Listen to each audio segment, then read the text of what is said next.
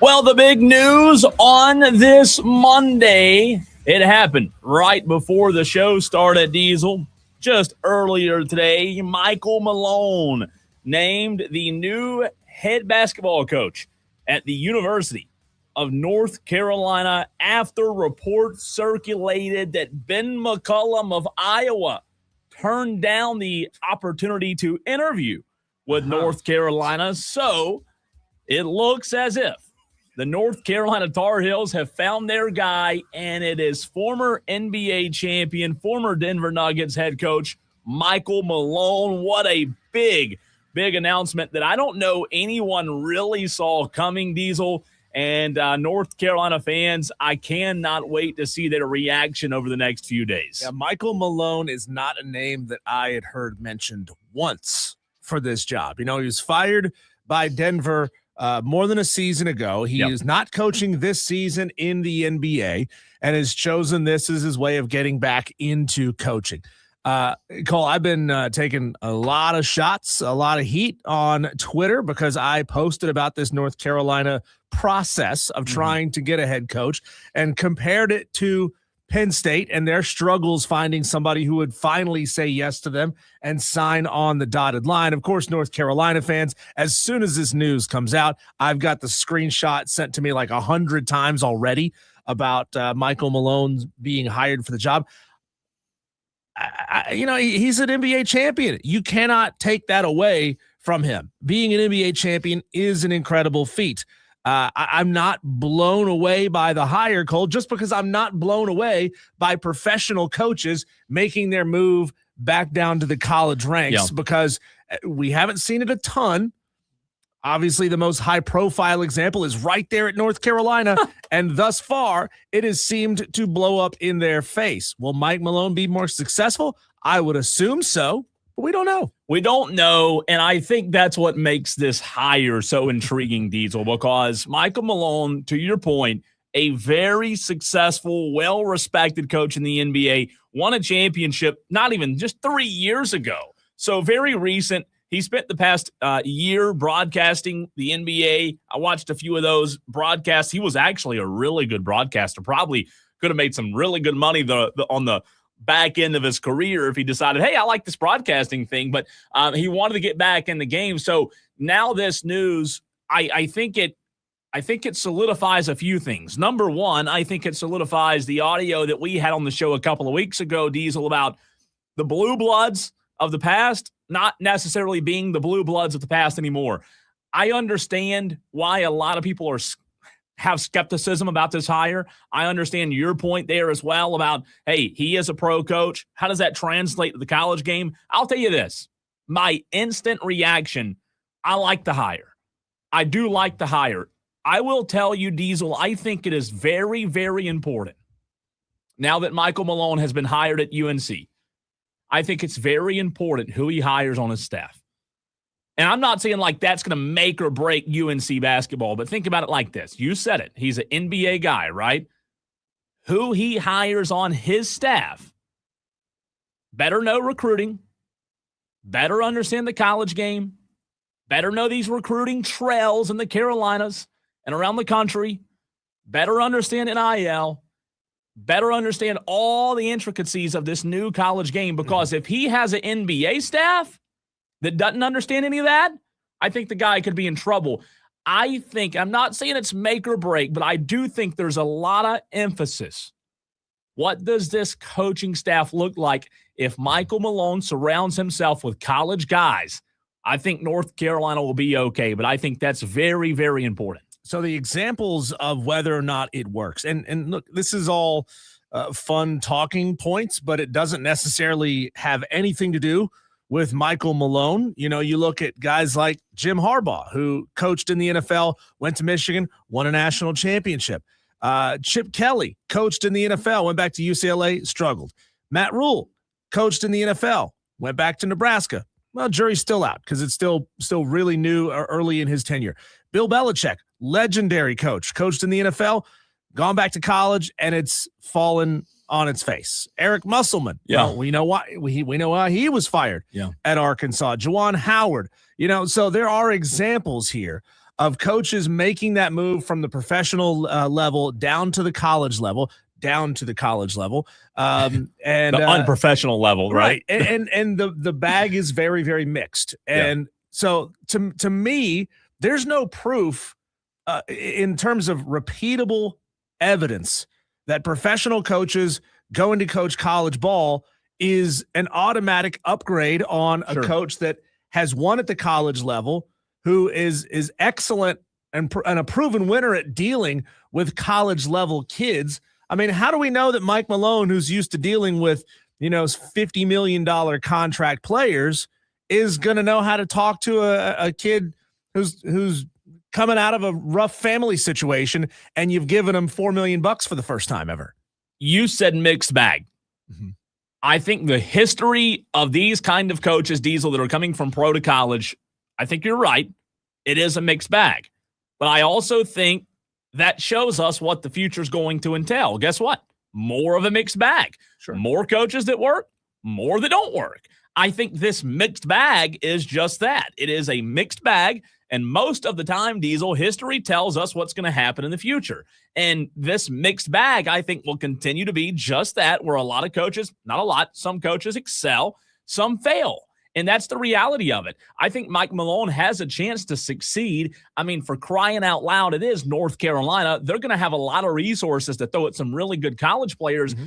I think Mike Malone understands the X's and the O's of basketball as good as anybody. Sure. He's won an NBA championship. I just think there are so many things. That's Bill Belichick. I think there are so many other little things about this college game that you have to get right.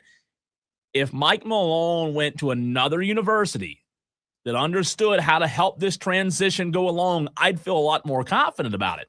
I do have some hesitation because Bill Belichick hadn't succeeded. Right. North Carolina hadn't given Bill Belichick, and I'm not saying it's North Carolina's fault, but they hadn't given him all the resources and the staff. He hired a bunch of NFL guys on his staff. I'm telling you, if Malone does that, this isn't going to work. He's got to go get college guys on his staff that understand college basketball. You only get, 5 or 6 on your staff? Something like that. Bill Belichick has shown us how to fail at the college level. And now do you trust North Carolina to right the ship for basketball and completely go off script, Diesel, and do something opposite? Well, they don't really need to right the ship. They just need to write a check. Write a check. They need to write a huge check. Give Mike Malone all the resources he could possibly want. I mean, I don't even know. They publicize really heavily what the salaries are in college football. Like, we know those off the top of our head. We know that LSU is going to have like a $40 million roster this year. And last year, Texas was right around there. And the year before that, Ohio State had the most expensive roster ever at $25 million. I don't know what the most expensive rosters in college basketball are. I have every belief that North Carolina fans will open up their wallets and Venmo in as many times as it takes to get them to a number that puts them at the tippy top of that list. But it's just a different beast. And if Mike Malone had a tremendous amount of success coaching college basketball before going off and being a successful NBA coach, I'd say, oh, okay, he kind of knows how to run both sides of this game here. But he hasn't. Like, he was an assistant at like Oakland College in the mid 2000 aughts. Mm-hmm. Like, what about that tells you that he knows how to deal with 18 to 21-year-olds. Yeah, that's a long time ago, too. Pete Nakos is reporting, Diesel, sources tell On3 that Michael Malone was a top name in the New Orleans Pelicans coaching search, but he ultimately decided to take the North Carolina job. So that is really interesting news there, that the Pelicans almost, it seems as if they maybe had offered Michael Malone, and Michael Malone was almost considering taking the New Orleans job after being in the booth for a year, and ultimately seeing, hey, the North Carolina job, to me, if you're Michael Malone, is more attractive than Zion Williamson and the New Orleans Pelicans job. I think that is interesting. I think ultimately, though, who he surrounds himself, the players are going to come. I see it. The players are going to come. There's no problem. The players are going to come. They're going to be there. North Carolina is going to get players. But how he understands, Diesel, if he can understand how to surround himself with the best coaches that understand the college game, that's going to be pivotal. And if he doesn't do that, I think it could fail. like Bill Belichick has failed. Well, the food game's so much stronger in New Orleans than it is in Chapel Hill. But the situation that you're walking into far better in Chapel Hill, right? I mean, yeah, you got Zion in New Orleans, but not much else, right? Not much else besides that. And then your other option is, hey, we have elite players with the ability to go buy elite players at North Carolina. Rick from Greer wants to get in. We will get to the national championship conversation because that is tonight, by the way, right? That is the big story. But Michael Malone kind of stealing the thunder, if you will, Diesel. Rick from Greer wants to weigh in, 844-326-3663. What do you say, Rick? Well, I think the Michael Malone hire is a good one. He was a great coach at the Nuggets, and I think he'll do pretty good, like you say, if he'll surround himself with college coaches, college people to help him move along. Yeah, I think that's going to be pivotal. Point. Yeah. One question. Why ain't y'all talking about the fix that was the basketball game last night in South Carolina? That game had to be fixed. Well, we're going to talk about it in the next segment, Rick. Do you think it was fixed? No. Fixed what? Fixed butt whooping? Somebody bought her out, both the coach out, both a couple of players out, or something. So you're comparing this to the Chicago Black Sox? So you're saying they got paid to throw the game? No. Did you see the score? Would you have ever believed the score? No. Like that? No. So you don't believe that butt whoopings just happen, Rick? Not after you give 8 straight people butt whoopings before. That's fixed. Don't get one after that. Maybe you're on to something. God. Rick, thanks for the phone call. Rick is among that new generation of people, Cole, that they see something that's incredible online and they immediately say AI. It's got to be AI. Conspiracy. There's no way that's real. Like you see this beautiful, like 17 colored fish swimming through the ocean, looking beautiful. People say AI. It's got to be AI because their bubbles, their worlds are so small they can't understand, they can't fathom that something like that is real. And the conspiracies out there, same thing. You know, every time something happens, any kind of large event, what's the conspiracy behind that? What is the conspiracy? The flat earthers, you know, I think they're probably in a panic right now after those images came out of Earth. What was it over the weekend from NASA, right? I mean, they're probably in a panic. I don't know what they're doing right now, the flat earthers out there, but nonetheless, interesting idea there from Rick and Greer about the fix being in. We will talk about that in the next segment. Final thoughts real quick on Michael Malone, North Carolina. We'll get it back to it later in the week as it is a big story before we get into tonight's national championship game, Diesel. Michael Malone, when you look at the history of this guy, where he's been, you mentioned his college stint at Oakland University back in like the early 90s. He went from college. He was director of men's basketball administration at Virginia back in the mid-90s, and then he went on to the NBA in 2000, 2001. He was an associate head coach with the Knicks, not really like an in-game coach, working more with the players, the personnel, the video coordinator, and then he was with New York for 11 years, Diesel, so a long time. Got hired by Mark Jackson in Golden State for a few years, right? He goes to Sacramento for a year, then to Denver, wins a championship. You said it, canned a couple of years later, right? Because that's what you do in the NBA. You fire your head coaches that win championships, right? Yeah. And now had to have been personal. Oh, there's no way it wasn't personal. I mean, and wasn't he a candidate for the Knicks job? Didn't we talk about that like about a year ago when he didn't get the Knicks job? He's been a candidate, man. I mean, he's again in the NBA circles. Michael Malone's very well respected. Very well respected. It just. You know, it's like when South Carolina hired Paul Maneri in baseball. Nobody saw it coming. We were all talking about all these guys it could be, and it's like, oh, Paul Maneri, LSU, the guy that's out of the game. You're like, yeah, maybe. Okay, I could see that. Okay. But now, same thing, right? It's like when I saw the alert earlier on my phone, you know, Michael Malone. Okay. Like, you said it. We didn't even we have not said Michael Malone's name. Not once. Not one time. It was the Arizona coach. It was Dusty May. Billy Donovan. It was the Iowa coach. It was the Vandy coach. It was this coach, that coach. Nobody was talking about Michael Malone. And I think I think this morning I was having a conversation with somebody about it. I kind of just assumed it was going to be Billy Donovan. Like at this point, because you said it about the Penn State thing, and I agree with you. I think it, was very similar. But I just assumed, okay, well, I guess they'll have to get Billy Donovan. Well, my tweet comparing UNC basketball search to Penn State's football search has now been seen, Cole, by 88,000 people. And it's getting absolutely blasted and grilled now. But again, my point was about the process of trying to find your coach. It took Penn State forever to find the coach that they wanted. And they watched program after program after program hire away the high-profile coaches that they wanted. North Carolina has had to watch the big-name candidates they may want come out and say, I'm committed to where I am. I'm not going anywhere. Nate Oates, Tommy Lloyd, Dusty May, all of them. And they landed on a guy that no one expected. And you know what? I think it is similar in a way to the Penn State thing. Like, I don't really push back on that. I mean, we'll see how it pans out. We'll see how Matt Campbell pans out at Penn State. Again, it's different because it's a college coach going from, or what was he, Iowa State, and Matt Campbell to Penn State, right? So it's a little bit different. Now Michael Malone's going from pro to college, but it'll be interesting. It really will. Diesel, not long from right now. It is National Championship Monday, by the way, even though Michael Malone has stolen the news cycle today. 8:50 tonight, the number 1 seed Michigan, the number 2 seed UConn Huskies. Michigan tonight favored by 6.5 points. Again, official start time 8:50. So drink your Red Bull, drink your coffee, Diesel, drink your 5-hour energy drinks if you want to watch the national championship tonight in Indianapolis, Indiana.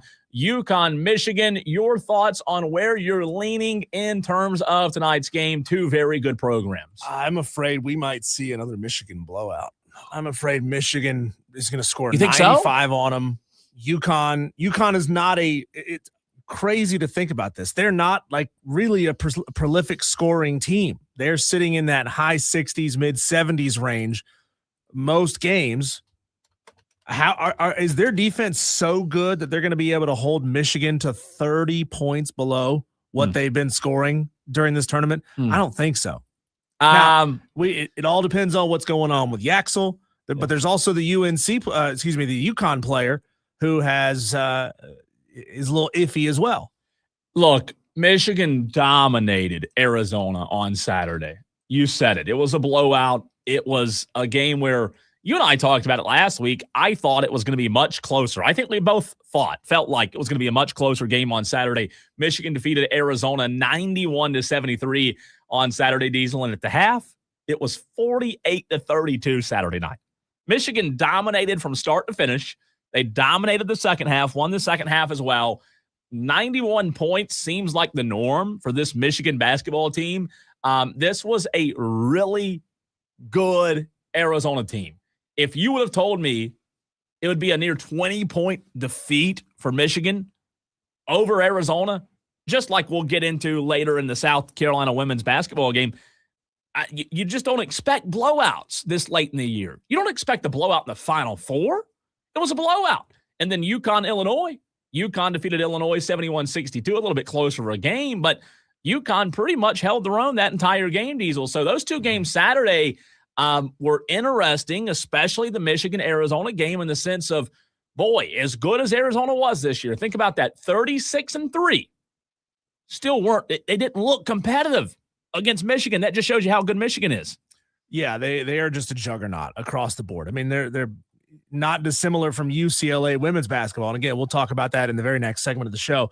But Michigan just has so much firepower. These guys are massive. They move the ball so well. I mean, I was blown away by how well Michigan passed in space and in tight quarters. They were so good at dishing the ball around that, you cannot crash on anybody. You have to play such disciplined defense. And the fact, you talk about disciplined defense, Diesel, the fact that you've seen now sample size after sample size where good defensive teams still aren't a match for Michigan. Like Arizona was a good defensive team. Why couldn't they stop Michigan? Michigan's played good defensive teams all year. They've lost 3 games. 3 teams were able to stop them or outscore them. But Michigan, right now, they look like so much of a well-oiled machine that they're not going to be stopped. Now, you said it. Things could happen. Injuries could take place going into the game tonight. They could happen in the game tonight, and you never know. But as of right now, and Vegas tells you the spread again, 6.5 points in favor of Michigan. As of right now, I'm leaning Michigan and 6.5. To cover? Yeah, I think so. I think they, 8 points? I mean, I think they do. They blew the doors off of Arizona. Yeah. And Arizona's a good team. If I was a betting man, I would buy that up just a little bit, try to win a little bit more. I'd buy it up to 10.5 and still feel good about it. What if we have, and we got to run to a break, what if we have a blowout in the women's national championship and a blowout in the men's national championship? That would not be great for the sport, would it? That would be a disappointing wet blanket end to a season. And Cole, don't cheat. Okay, don't cheat. We're gonna do a little national championship trivia. Okay, I'm putting you to the test since you tested me on terms you can't say at the Masters. I'm going to put you to the test with a little national championship trivia coming up at 5:20, and just giving you one little hint in advance. The average margin of victory will come up in national championship games as one of the questions. So I'm gonna let you think on that for like 2 hours. Are they close games or are they blowouts? Are they close games or are they blowouts? Yeah. We'll get into that. That'll be interesting. Yeah. Here's where I am. I'm going to go Michigan by 7, maybe 8 tonight. I think Michigan wins. I think they cover. I think Michigan just as of right now, and again, things could happen, right? Obviously, the game is played for a reason on the court, not on paper, but nothing has shown me as of late that anybody can stop Michigan. Michigan wins tonight. Double-digit win for the Wolverines. Think so? Double digits. Calling it. Not even close. Not even close. When we come back, speaking of not even close, South Carolina just forgot to show up and play yesterday against UCLA in the women's national championship game. Outside of Rick's theory that they threw the game or they were bought, what happened? Why did South Carolina collapse the way that they did? That's next.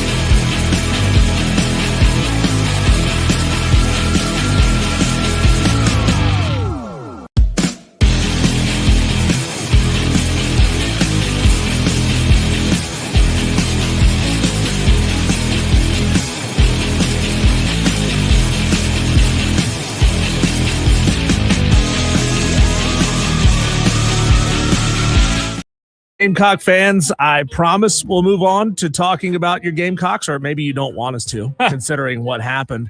But this just came across my Twitter feed while we were in the break. This comes from Jeff Goodman at Goodman Hoops on Twitter, 367,000 Twitter followers, co-founder of Field of 68. He posted this, Cole, about an hour ago. Billy Donovan wanted to wait until the end of the season to make a decision on North Carolina. And one source close to Donovan felt as though he might have taken it. But that source said that new North Carolina AD Steve Newmark panicked after Tommy Lloyd and Dusty May spurned the Tar Heels. Ooh, it's a lot of hearsay. Wow. A lot of hearsay. Yeah. And we don't know what these sources know, how close they are. But if true, Steve Newmark, the new AD, was like, oh man, what do we do? Nobody's saying yes to us. And again, I'm not saying, and you're not saying that they hired a bad basketball coach in Mike Malone.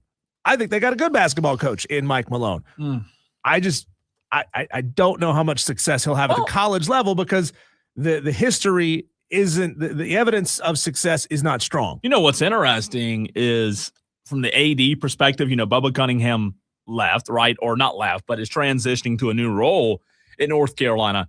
I'm just trying to put myself in his shoes. I bet that is pretty hectic. I mean, coming in right now at this exact moment as the AD, Hubert Davis gone, and that might not have been all your decision. Right. And, oh, by the way, welcome to North Carolina, sir. Shake my hand. You're the new AD.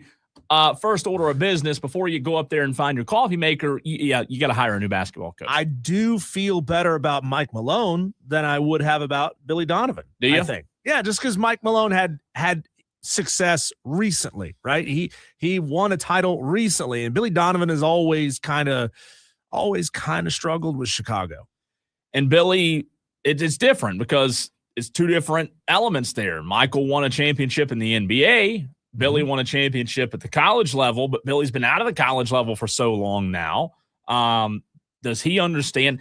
There would have been questions for both. But I do think, like, for the new AD that's come in, I think that is tough because they have to hire somebody to get North Carolina back to the top, right? And I think it's a tough job, and we'll see. I like you said, I think it's a good hire. I think it's a good coach. Yeah.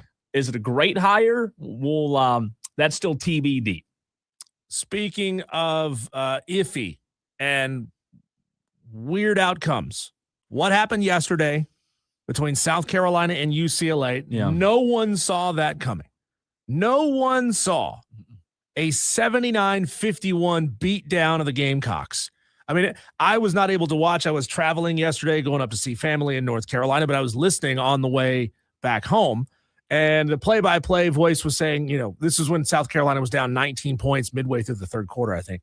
They're like, this matches the largest deficit South Carolina has faced all season. Yeah. And they didn't seem to have an answer of how to bring this thing back. Now, full credit goes to UCLA and what they were able to do because they were absolutely dominant in every fashion of the game.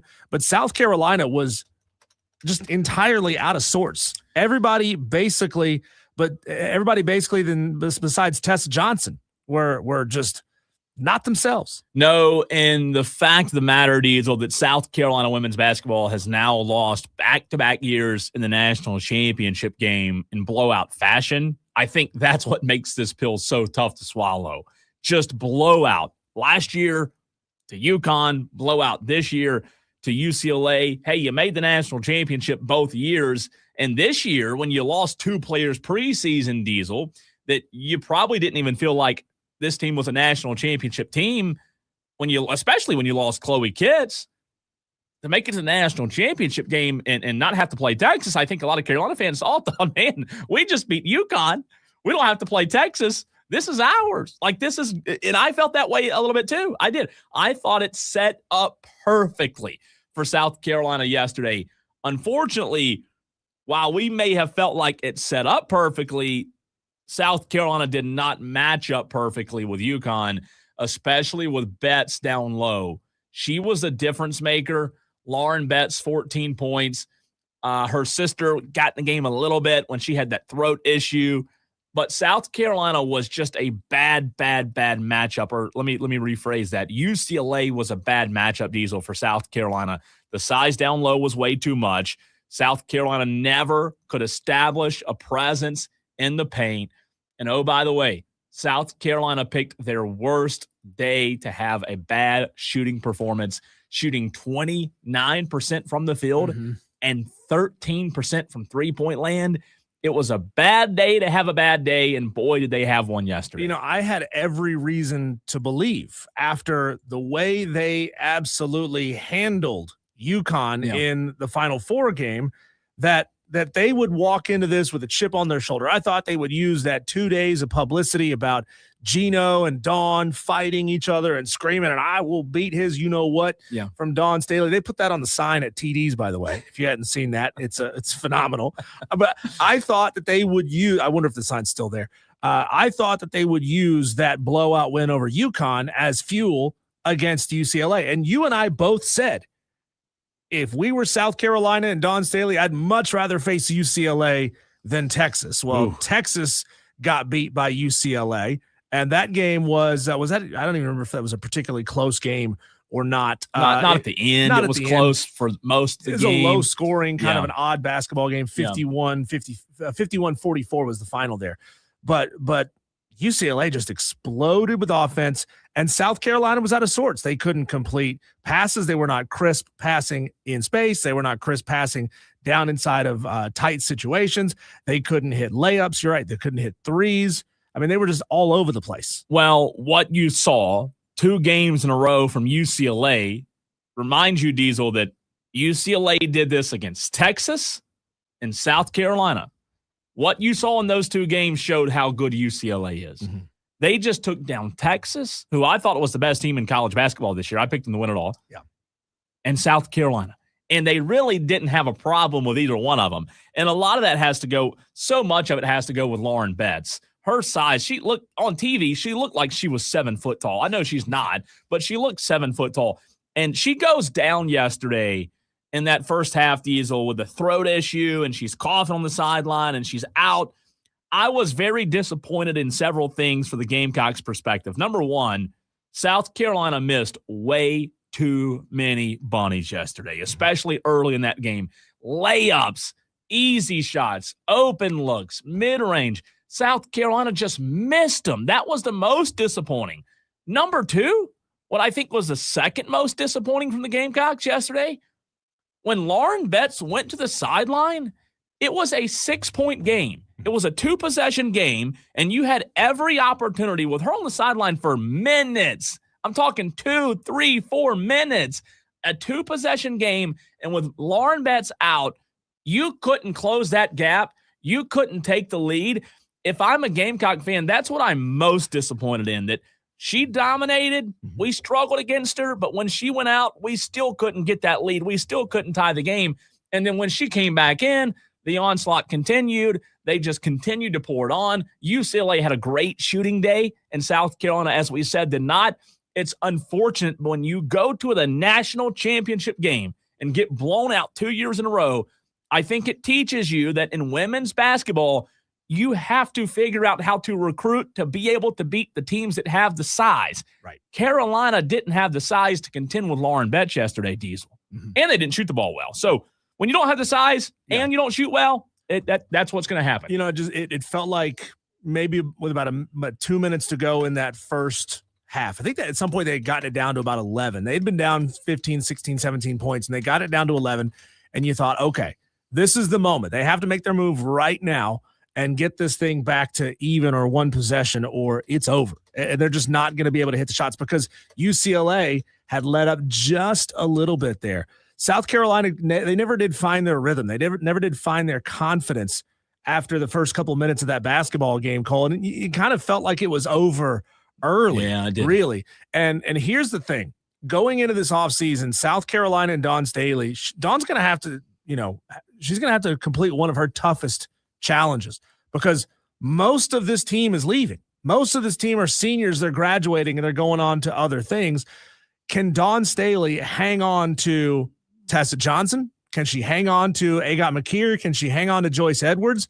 That's going to be really tough because you got to believe that these programs, whether it be UConn, whether it's LSU that's shown a push a couple of times to take a couple of South Carolina players, Texas, UCLA, these other elite teams, will they make huge offers to steal these players away?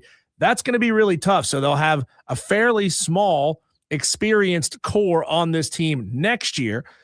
Obviously, that depends on who they may get in the transfer portal, and maybe Dawn uses the resources that she can get to go find the players with the size she's going to need to beat UCLA and Texas. Well, you got to remember, Ashlyn Watkins sat out the whole year, so she's coming back. One of the best players on the team they didn't have. Chloe Kitt's hurt. She'll be back. So Chloe Kitts and Ashlyn Watkins will be back on this roster next year. And while you do lose Raven Johnson's going to be a tough loss for sure. She was the primary ball handler. I don't know that losing Tanaya Latson, the FSU transfer, I don't know that that's like major make or break. She was good. She wasn't good. I didn't think she was great yesterday. And then losing Okot, you do lose a little size down there in Okot. But Okot and Latson aren't going to make or break this program, I don't feel like. I think when you get Chloe Kitts back and you get Ashlyn Watkins back and you have Joyce Edwards back and you have Tessa Johnson back, oh, and by the way, you've got the number one recruit coming in next year in the offseason, I think this team will be poised to make another deep run. I could see them right back in the national championship game. It's just a matter of when you look at women's basketball at the college level, Diesel, there are a few programs, and Gino did this for all those years. He recruited the best 10 players out of high school, and he won 1 million championships. When you have the best of the best, the size, the physicality, and good shooters like UCLA did, you're tough to beat. By the way, they only lost one game all year, and that was to Texas in November. And you look at UCLA's roster, all 5 starters were seniors yesterday, so they're gone. Seniors matter. Seniors matter. Having a veteran team matters in women's basketball, Diesel. UCLA is going to be restarting from scratch. Carolina's going to be bringing back Chloe Kitts, bringing back Watkins, bringing back Tessa if they can hold on to these players, and then adding some recruits. I think Carolina will be your number one preseason team going into next year, number one in the country. Oh, by the way, Madison Booker, who's in your conference, she's a junior at Texas. She'll be back as well. So I think it'll be interesting. You've just got to address, I think the size is a big part of it. That's what hurt the Gamecocks yesterday. We have now 2 different texters, Cole, and I think I saw it on the stream as well, asking you about paying off a bet. Yeah. So we have 2 texters. Neither one of them put their names on there. One said, "Get that ribeye, Cole." Another one said, "Whatever happened to Cole betting with a listener if South Carolina would beat UConn?" I think that was for a steak. It was. So the audience, the Tolos never forget. Cocky for a reason is who it was, Diesel. And him and I were in constant communication all weekend, especially when Carolina beat UConn, right? And I'm going to pay up the bet. I do owe Cocky for a reason, a nice ribeye. Now, he did ask me yesterday before the game if I wanted to double it so I could get his wife one if I didn't think Carolina was going to win. I told him, I said, hey, no, I actually think Carolina will win today. That proved to be a bad prediction, right? Because they got blown out, right? Gotcha. So I still owe Cocky for a reason, a steak from Ingles Markets, a ribeye, and I will 100% pay up my end of the bet because it was a great win over UConn. And what happened with Gino, let's touch on that real quick. That was just a shame that, that you lose to South Carolina and that moment becomes about Gino not only showing his you-know-what, but lying to the entire country about 2 things. Diesel, he's a bold-faced liar, and I lost all respect for Gino over the weekend. Number one, he said, oh, You didn't come shake my hand pregame, asking Dawn about shake. There's evidence, video evidence out there. Dawn shook his hand pregame. Yeah. And then he goes to the media session and he's ranting and crying and moaning about, well, my player's jersey got ripped and the refs didn't call it. Well, there's video evidence. She ripped her own jersey. She ripped her own jersey. Dawn clearly shook your hand pregame. Gino lied to everybody and showed his butt. Yeah. And I think it was a horrible – Gino's a great coach, but my God, that was a horrible look for Gino on, Friday night? Yeah, I saw some people comparing it to the downfall of Woody Hayes. The where he punched the Clemson player in the throat, ending a legendary career. Not to say that Gino's done, right? They're not going to fire him and he's not going to quit after the season. He should. But you take you take a coach that's been so good for so long and been the model for excellence, and then you just tarnish it at the end with childish, petulant behavior. And you know what? I thought Dawn handled yesterday so well after that loss to UCLA. She was asked about Geno in the postgame. She was asked about Geno in the postgame after her loss to UCLA. How dumb is that, Diesel, by the way? How dumb is that? You just lost to UCLA and idiotic reporters asking Dawn about Geno. You know what Dawn said? Hey, that question's for Geno. This day's about UCLA. UCLA just whooped our tail. This moment's about UCLA. I don't want to talk about Geno. This moment is for UCLA. She has a lot of respect for Coach Cross. I mean, whatever her name is, the UCLA coach. I'm sorry, I forgot. In that program. And the reporters who couldn't, I'm going to play some audio in the next segment. We have got to put a stop. Maybe I'll hold it for Overreaction Monday. We got to put a stop to these reporters that don't know what they're doing. Did you hear the audio where a reporter asked about the USC Trojans recruit that was coming in to Dawn yesterday? And Dawn said, no, that's Southern Cal. Yeah. And we're just letting anybody. It's ludicrous. The audio last week you played, what was it? The reporter asked Dawn and a couple players about what playing in this game or what winning this game meant for like female empowerment. And it was an outlet that was not a sports outlet. They were reporting on something very and if you want to preface that question and say, hey, I'm so-and-so from this outlet and I'm writing a story about this, I want to ask you this question. Fine. But to not even know which USC is the right USC? Yeah. Like that, I'm not saying fire the person. Mistakes happen, but come on, do your homework. That's not accidentally saying the wrong name. That's just not being entirely off. We'll continue the conversation. Get to the phone lines in the next segment, 844-326-3663. The conversation rolls on with the Gamecocks, the Lady Gamecocks, Geno National Championship tonight, and Michael Malone. What a show. We'll continue it next.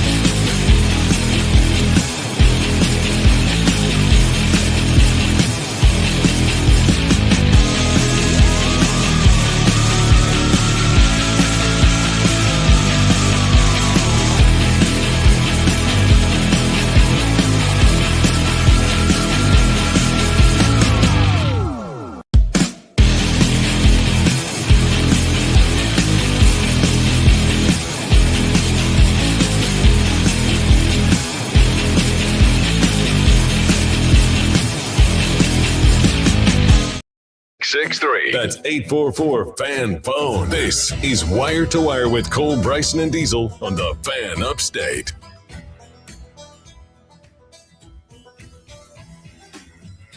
As a South Carolina Gamecocks will look to bring in Sanaya Hall for next year, how excited are you to have her into this program? Who? Sanaya Hall. Oh, actually, never mind.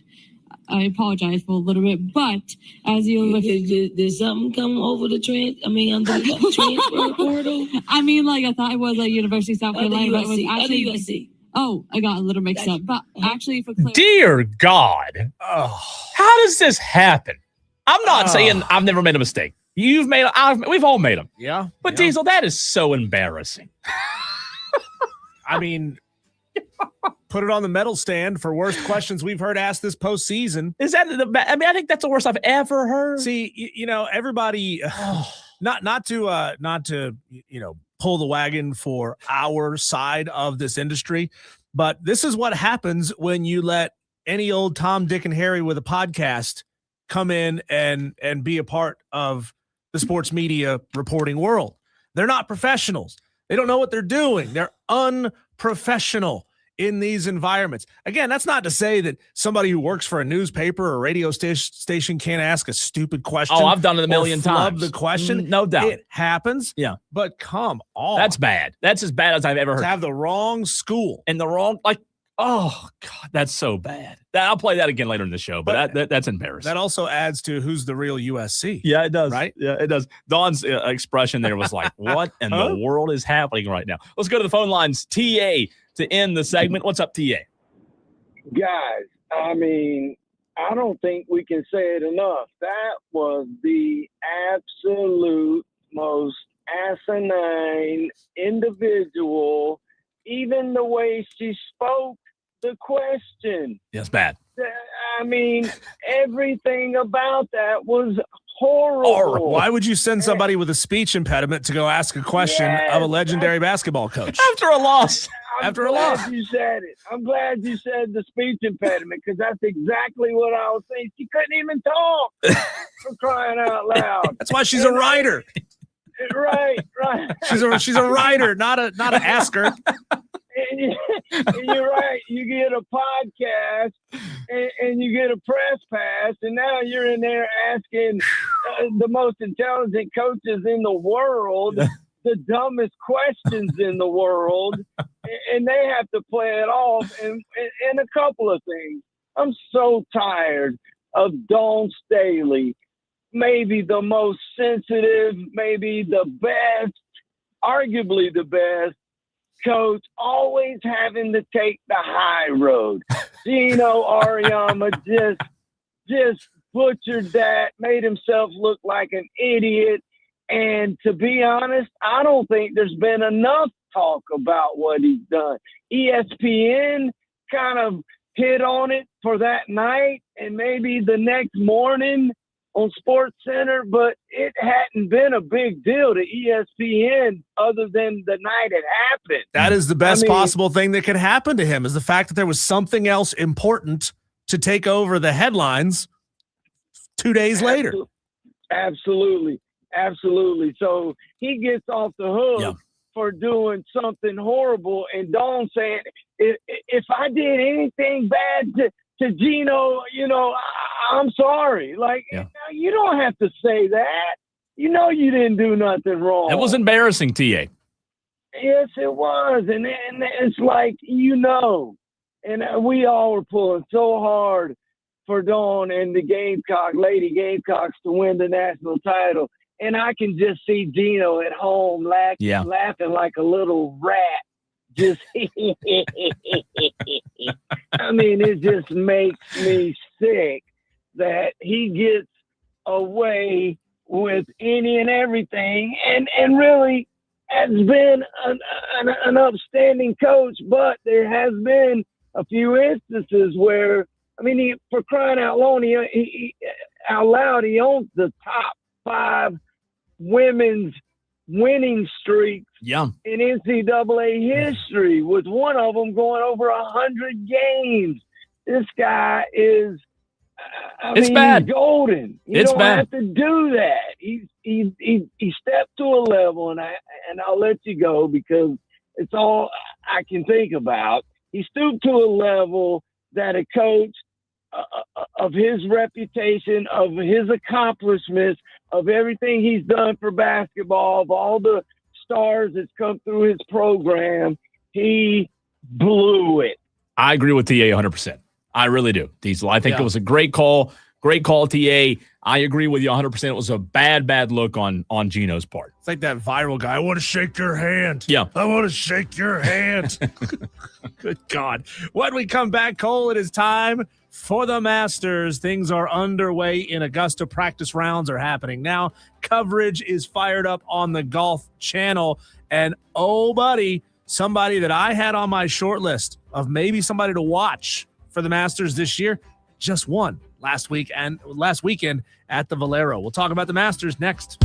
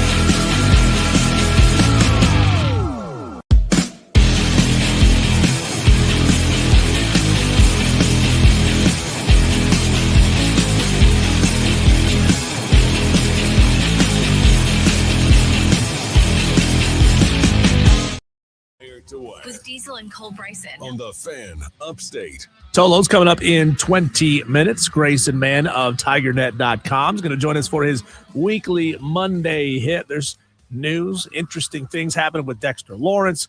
Clemson women's basketball just lost a 5-star. Like the biggest ever. Yeah. Like that's horrible news. Yeah. We'll talk about all kinds of Clemson news in the very next segment of the show, Cole, but it is Masters Week. It's going on the TV behind me. Obviously, you know, Rory got his last year, and we're all excited for it. But we want new things constantly. As a species, as in a country, our attention span is about as short as it could possibly be right now. But who might wear the green jacket after this season? Obviously, Justin Rose getting it would be a feel-good story after what happened last year, losing it to Rory on a playoff, Cole. But J.J. Spawn, who I would love to see start making a run at multiple majors. He got his U.S. Open last year in dramatic fashion. And, oh, boy, he is playing really good golf right now. Yeah. J.J. Spawn won the Valero Texas Open by one shot with a 5-under 67 yesterday in San Antonio, Texas. He knows this course. He's won at this course before. And, you know, I don't know how much momentum from one course to the other, just feeling good about your game matters. But JJ could come into this thing and look good at the Masters. Before we get into that, can I interest you in 2 practice round tickets to tomorrow's Masters practice round? For guess the price per ticket. I'm going to say $400 a ticket.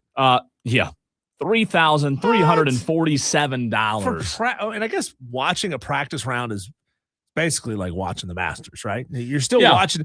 Practice rounds are fun. I've been to them. Yeah. Do they hit like multiple shots from the same sometimes location? Sometimes they have a little more freedom. They can come back and, you know, they play can play a hole again or, you know, be a little bit more relaxed. I went to the practice round 2 years ago up in Charlotte, and it's fun because as a spectator, patron, yes. You can talk to the players. You know, they're a little bit more loose. You know, people, you can be a little bit more loud.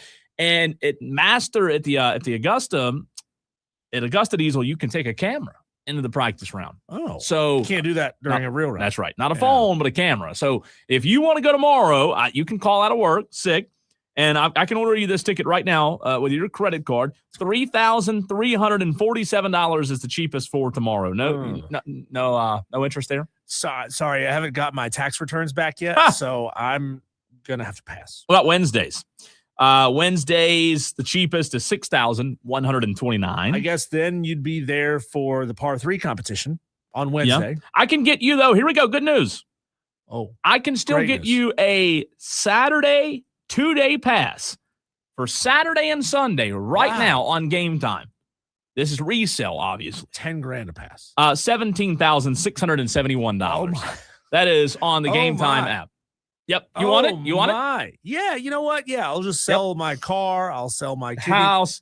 Yeah. I'll sell a stake in my house. I'll sell a room in my house. Start renting it $17,000 right now if you want to go to the Masters. I didn't know you could like buy and resell Masters passes like that. Like I never really fathomed what the transfer process was like. I would figure they would be very, very buttoned down. Like if Cole Bryson's name is on the manifest and anyone other than Cole Bryson shows up with that ticket, they wouldn't let you in. As long as you got a pass, you're good. Oh. And you can get one right now, Tolos. If you want to go Saturday and Sunday, 2-day pass, $17,671 on the Game Time app. Each. Oh, my God. Yeah, sure. Dear God. Do you not? I mean, do we have a company credit? It's $34,000 for 2 people to take a trip down to Augusta. I can take my phone down to Mark Hendricks's office and see if he'll let us expense that. Yeah, $34,000. I mean, the coverage is invaluable, right? Yeah, it is invaluable. That's something else. I do a call in with egg salad on my lip, or 2-day pass, $34,000 for 2 people. So there's your prices, Diesel. Before we get into the actual now, Spawn. Bold statement here from Puppy Monkey Baby. He says, "Why don't you guys buy the winner of the tournament challenge a ticket to the Masters?" Oh man, I'm gonna bet here just a sheer guess off the top of my head that Puppy Monkey Baby won our group Well, it's challenge. not over yet. Not over yet. Tonight. It's not over yet. Yeah. It's not over yet. But as of right now, let's see. Smarch Madness is in first place. Smarch. Yeah. Second and third place, or excuse me, two Tolos tied for second place. Their national champions are out, so they're going to get passed. You got Palmetto Buckeyes in fourth. A Blake Hammett 03 is in fifth. Ooh. Let's see. These next, and both of those have UConn as their pick. Yeah. Bam Bam 9001, Justin's picks, Palmetto TY's picks are 5, 7, and 8. They have Michigan. Then you got Spartanburg J, Shane 1817. They're still in it. Still in it with Pitney Michigan. is still in it too. With Michigan, that's interesting. With Michigan, but yeah. no, that will not happen. Puppy Monkey Sorry. Baby. That will not happen. Sorry, Puppy Monkey Baby. Where is Puppy Monkey Baby? I know I've seen your name on this Down thing the somewhere. list, I guess. He's down the list. Now, let me ask you this. You just mentioned J.J. Spawn winning in Texas. There's no way like that guy translate that into two or parlays that into a good performance this weekend. It Why just not? feels too easy, doesn't it? I mean, you kind of just have to go off vibes of who's playing well right now, who's in a good mental headspace, who's not, committing Rory McIlroy-ish mistakes. I mean, Rory's an emotional player. We saw what happened in his rounds last year. He was up and down, up and down. It just feels so Augusta just feels so tricky, though. One would think. It just feels so tricky that, you're right. Playing well going to the Masters, it matters, but this just feels like one of those golf courses, one of the only few, Diesel, that you just never know. You just never know who's going to win this one. And here's what's weird about that. You just said, and I agree with you, playing well matters. You know who's favored to win the Masters, though? Scotty Scheffler. Scotty, yeah. Who hadn't played well. And he's probably not sleeping a whole lot right now. So he's plus 485 as the heavy favorite to win, and he hadn't played well. I guess Vegas is just saying, well, he's the world's best player. He's always in contention, it feels like. So yeah, and I get it. Scotty is the world's best player, but it feels like a lazy take to just say, Scotty, he's world number one. Yeah, sure, Scotty. But to not take into account the way he's been playing lately. Sure. And that's why I do ask the question, why is he plus 480? I know he might be the best player on the golf course. He might be, but he's not playing like it right now. No. And maybe he does. Maybe he turns it on. Well, that's what I think. That's why I think, Diesel, this Masters, this tournament is just so fun. It's hard to predict. You don't know. I mean, Justin Rose is speaking live to the media right now. That guy could win it. Yeah. That guy was in contention last year. Yeah, he lost it on a playoff to Rory. I'd love to see him win it. Again, I do too. I like the guy. At this point, I want to see Scotty win it, number one, just because he's the best player in the world. I would love to see Justin Rose win it, because otherwise I don't really have a dog in the fight. Like, I don't have the same passionate hope that somebody specifically wins it. But Justin Rose has been in this position a couple of times. I feel bad for him. He's getting a little older, and he's going to be running out of time before long. But he's playing better golf at his age than most of the young guys are playing. Kind of feel bad for him. Let's cut in for a second. Last year, and I think they starting off at Oh, that's sorry. That is the wrong. Just kidding. No cut in on Justin Rose. Yeah, that is the NBA. That is the NBA team. Justin Rose is speaking live to the media right now, and I just asked the question. I wonder if you feel bad because he lost to Rory last year. You said he's getting up there, and now he's won. Like he's won, but he has finished runner-up 3 times. This is his 21st Masters, Diesel. That's a lot of Masters appearances, and Justin Rose, if anybody's due, you could say Justin Rose is due. And think about this. It will be, if he wins this, it will be 13 years since his last major win. He won the 2013 U.S. Open, and that's the only major he's won. He's never won the Masters. Never won the Masters. You know what? I do find myself on this Monday pulling for him. Yeah. I do. I don't know why. He's just kind of the vet. It's anti-American when you think about it. I know it is, but I like the guy. He's never won. I think that'd be a great story. You're not pulling for Bryson or anything? No, like that? I'm not. No? No, hate to. But look, Justin winning it wouldn't be as flamboyant as, I guess, Rory winning it was last year, but what a cool story that'd be, though. It'd be a great story. 21 Masters, 3 runner-ups. I mean, that's a lot of runner-ups. Yeah. In the playoff last year, the way he lost. And it's incredible the way people talk about Augusta National with the reverence and the fact that the mental side of it is so tough. It's not like any other major where you're rotating different courses year in and year out. It's the same course. I mean, the pin placement moves, and maybe there's a little subtle differences here or there, but otherwise, it's the same course time after time after time. And I just wonder if that's more of a mental challenge, because you could say, I've played this course 21 times, 21 years, which means 84 times. I've played 84 rounds of golf here. He's won. And I've never won this thing. You said he's won 1 major in 2013. He's won 27 professional wins worldwide, 13 PGA Tour titles, including that Open, including the 2018 FedEx Cup Diesel. Also won a lot in Europe as well. He's been a gold medal for Great Britain, 2016 Olympics. Like, this guy's, you could say he's one of the best. I mean, he has been up there for a long time. He's one of the most consistent golfers. Like, he doesn't struggle with the ups and downs the way some of our other higher profile American golfers do. So let me ask you this. With that being said, we talked about this last week, the storylines. How are we going to top last year? What if we got Sunday pairing, Rory, Justin Rose, again, and Justin got his vengeance. He got his revenge. That would be the most talked about storyline we could possibly get. That we could drum up besides what happened last year. Yeah. I think so, because Phil's out, Tiger's out, right? Obviously, if a guy wins it, like we talked about last week, like a young guy wins it, that'll be a great story. Mm-hmm. But if we got, like, in the NBA, we got Cavs, Warriors for so many years. It just felt like, what if you got that in golf? And you don't get that often in golf. What if at the Masters you got Rose McIlroy again, and he got his revenge? I think that would be an incredible story this Sunday. You know what I like the most about Justin Rose is just that he always appears, now I don't know what's going on with him internally, mentally, but he always appears so even keel. He doesn't appear like when Rory was going through his ups and downs, you can see it, right? He wears it on his face. You can tell when he's angry. You can tell when he's happy. You can tell when he's frustrated. With Justin Rose, he is the same person at all times. I like him. I really do. I think he's got a good chance. Let's look on the odds. Justin Rose is plus 3,500. Oh, my. So it'd be a good payout. Yeah. Be a good payout. By the way, where is he, like, ranking-wise with the payouts? 14. What? That just feels 14. Disrespectful. Yeah. Top 5, Scotty. Yep.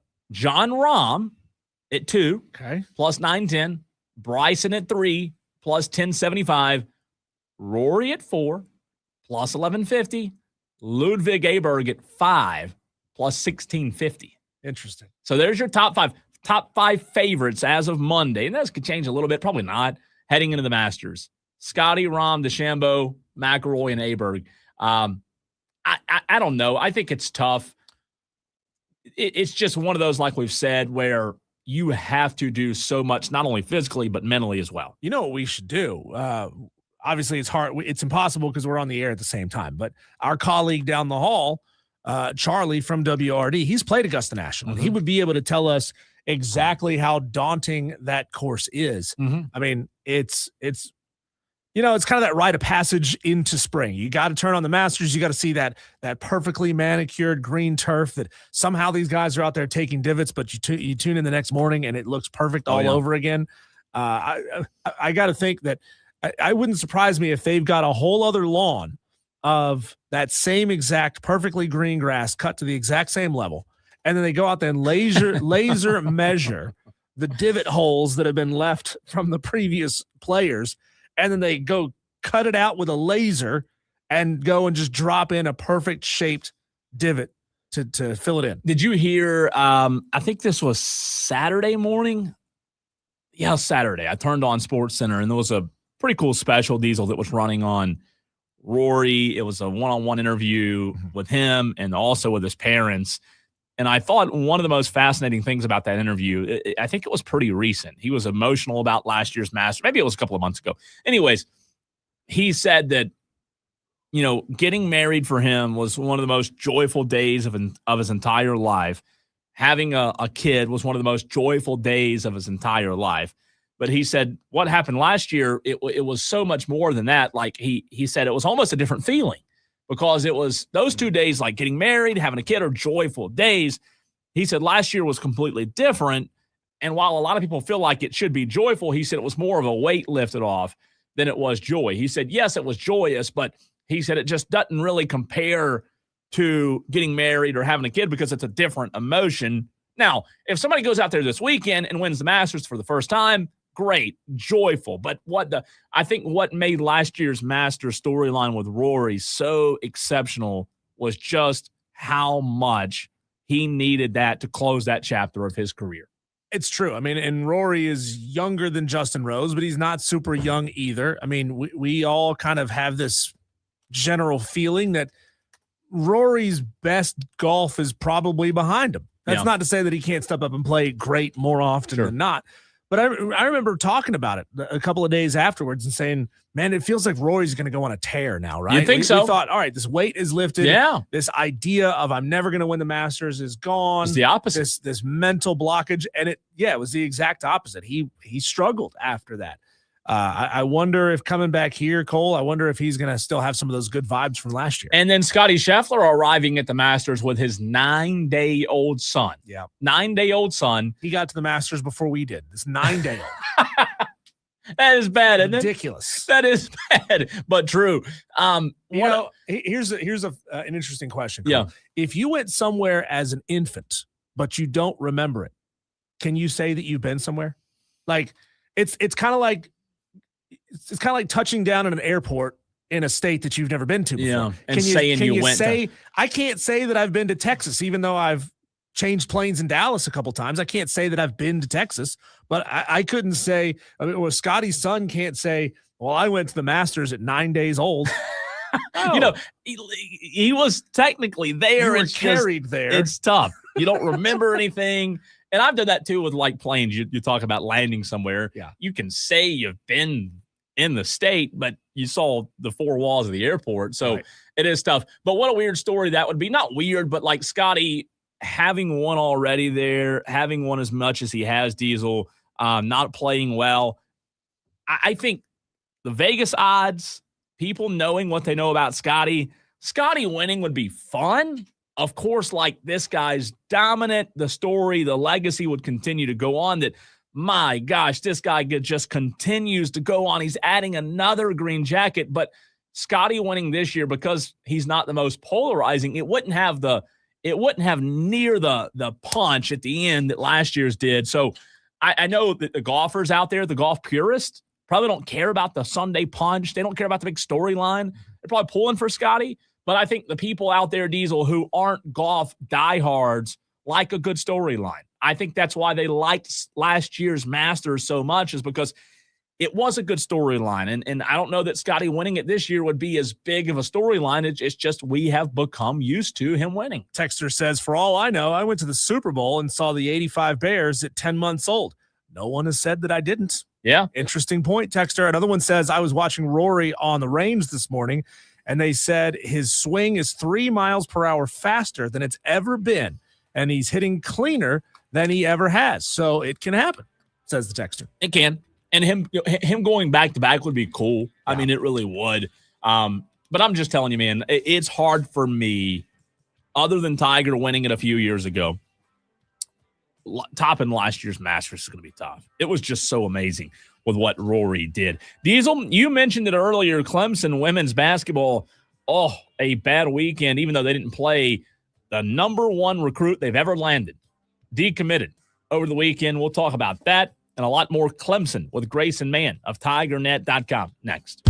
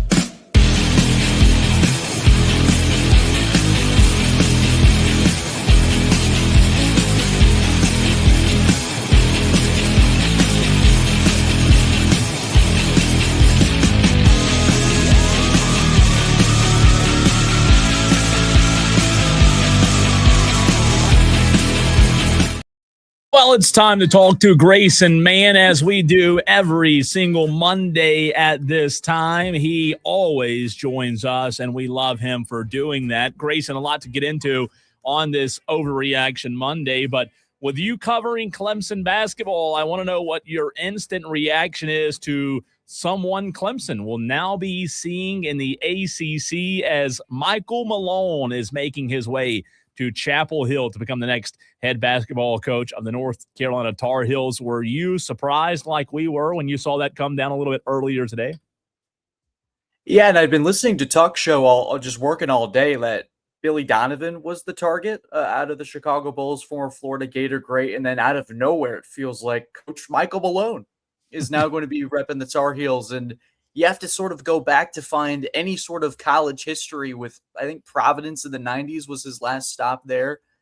But I kind of like it. The more that you think about it, just who he's had to develop and work with, everything's super transactional now in college athletics. So finding someone who's kind of used to that side of the business and dealing with contracts and the salary cap and stuff like that. North Carolina going back-to-back professional hires with Belichick and Mike Malone. Didn't think we'd be saying that this time this year.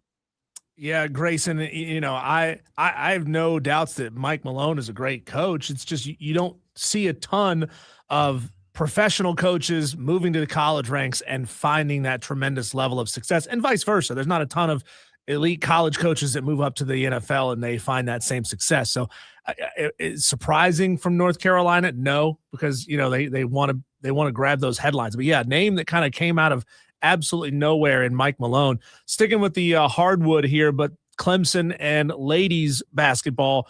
Can you tell us what went down with Trinity Jones no longer being signed with Sean Poppy in this team? Cole said it a few minutes ago, their highest rated recruit they'd ever had. So what happened and where would you expect her to go?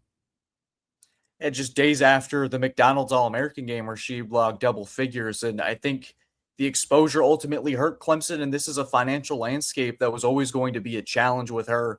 And from what I've just been able to gather within the building, this has been a weird situation for the last year where it's been committed, then not committed, then committed. So this may be one of those situations for Clemson where it's probably better to get rid of a potential problem now and not try to fight it. Then, yeah, you get one great year, but in this landscape with women's basketball where you're getting great talent for 3 to 4 years, maybe it wasn't worth the juice wasn't worth the squeeze in this case. And it's unfortunate for Clemson just because of the nature of the recruit and what Poppy's been able to do.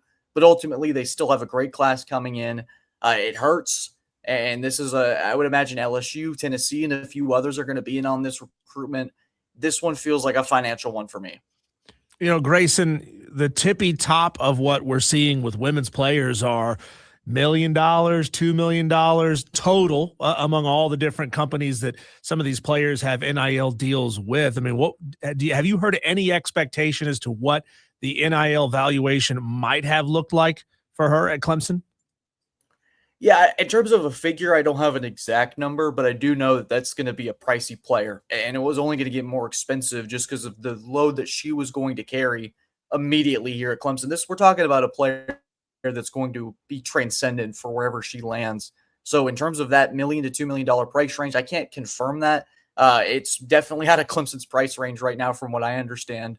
But ultimately, a lot of other programs are going to be able to have some of those just for one player alone. It's a market that certainly didn't feel Clemson, but Poppy was able to land it in just based off of culture and the momentum that he's building. So overall, just it's a weird situation for Clemson to be in right now. Grayson, a two-part question here. Number one, how does Sean Poppy recover from that? Do you now get more because of what you lost in terms of maybe being able to get one or two players? Sometimes like you see in a NFL or an NBA trade, right, where you send one player away, but you're able to get a couple in return, maybe a little bit cheaper. That's the first part. The second part, when you talk about what they'll do in the future, how does Clemson get from where they are now to becoming a program that can keep or land and retain a player in the near future? Yeah, and they still have a few. They have one 5-star in Julia Scott that's still on this signing class, and a high 4-star that could have easily been a 5-star as well.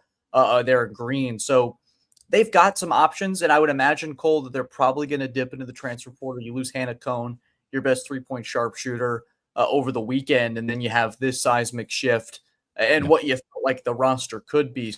So I do believe, and I would expect there to be a little bit more of a push in the transfer portal, just because that is an important spot right there. You have more of a heavy forward class with this 26 spot. So ultimately, I do think, Cole, to answer your question, I think it does result in a little bit more of a transfer portal push where you maybe get 2 for 1 in this case with how the math and the finances may work out. You know, you saw what happened for UCLA against South Carolina last night. It was just the size of UCLA that South Carolina could not figure out. And it seems that's, you know, the direction that this game is going. You got to get a couple of 6'4", 6'5", 6'6", 6'7" players if you want to have success late in the season. What will Clemson, their physical makeup, look like next year? Are they going to have those big bodies that could play well if they got into a tournament and made a run? I think they're certainly trying that spot. I think Poppy always wants to utilize the 3 ball, and that's sort of been his philosophy. It's a live and die situation right there. But that could be with the personnel that Clemson's had over the last several years, where it's a little bit more wanting to spread things out than just try and kind of drive and keep it by the cup. And you saw that with Demira Hines a little bit, where she changed the complexity of who Clemson was last year, where oftentimes if the 3 ball wasn't falling, you would just dish it to her down low and she'd be able to figure it out.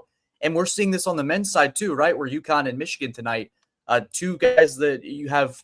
Marod, Michigan. I know that Lindenberg's kind of the big piece there for the Wolverines, but Mara for Michigan, and then UConn has that big center. The name is eluding me right now, but size dominates college basketball still on both sides. It may not translate as much into the pros, but that older style of basketball where everything's won by the glass, you're still kind of seeing that. And I think that's translated. And really, the Final Four on both sides paints a picture of how teams need to attack the transfer portal and their roster. We've seen it now on both sides for sure. We're talking to Grayson Mann, TigerNet.com. He joins us every Monday at this time. Grayson, Clemson baseball now 21-12, 4-8 in the ACC. What do you make of what they did this past weekend? Look, you always, every day of the week, and even on the weekends, will take a series win, but it was against a Stanford team that you look at the ACC standings, they're next to last. Them and Cal are in the ACC. How do you weigh this for Clemson? They were just a couple of runs away from having a sweep. Do you think this is the ship starting to be righted, if you will, or do you think that maybe that was just a bad team and Clemson should have won 2 of 3? I think 2 things can be true at once, is that that's a team that you should beat handily and you should probably win 2 of 3. And at the same time, this team needed momentum in the worst way possible. I think we'll find out a little bit how that translates with you immediately turn that around and face Santa Clara tonight. And so you have to sort of pick up the pieces and move on pretty quickly. But 17 hits last night, a big step for that offense that's really struggled. And you saw a couple of things that have made this team put them where they are. Clavon's error in game 1 of the series where he dropped a pop fly and just kind of the 2 hands thing. You had a couple of baseball guys watching with me that were just overtly frustrated by the routine catch there. But overall, you get the win. You like what you saw from Aiden Kanak on Friday. You have some pieces certainly to work with there. But you got North Carolina coming into town this weekend. That is a massive step up in competition. Maybe, just maybe, if they can get things done against Santa Clara, that's some momentum. You go 3-1 away from home. This team needs a signature series victory. Maybe this is the catalyst and that spark that you need to get to that upset over North Carolina. Grayson, what was your reaction last week? We hadn't had a chance to talk to you since this came down, of the executive order that would sort of turn the clock back on college athletics. It sort of brings it back to where it used to be, but it also codifies what funding should be for Olympic level sports. Just your general thoughts on it, as obviously we know that an executive order is not law. It's just a directive to go do something. What'd you think? Yeah, I really felt like they probably should have involved Congress in this one just to try to really solidify this, because at the end of the day, like you said, this isn't set in stone as a law. And so this is mainly just almost an advisory at this point. But it is pretty significant when you got the president of the United States getting involved in any sort of matter with collegiate athletics. So certainly a significant step. I would imagine there's going to be a lot of hand fighting and a lot of probably back and forth suing, whatever you want to call it.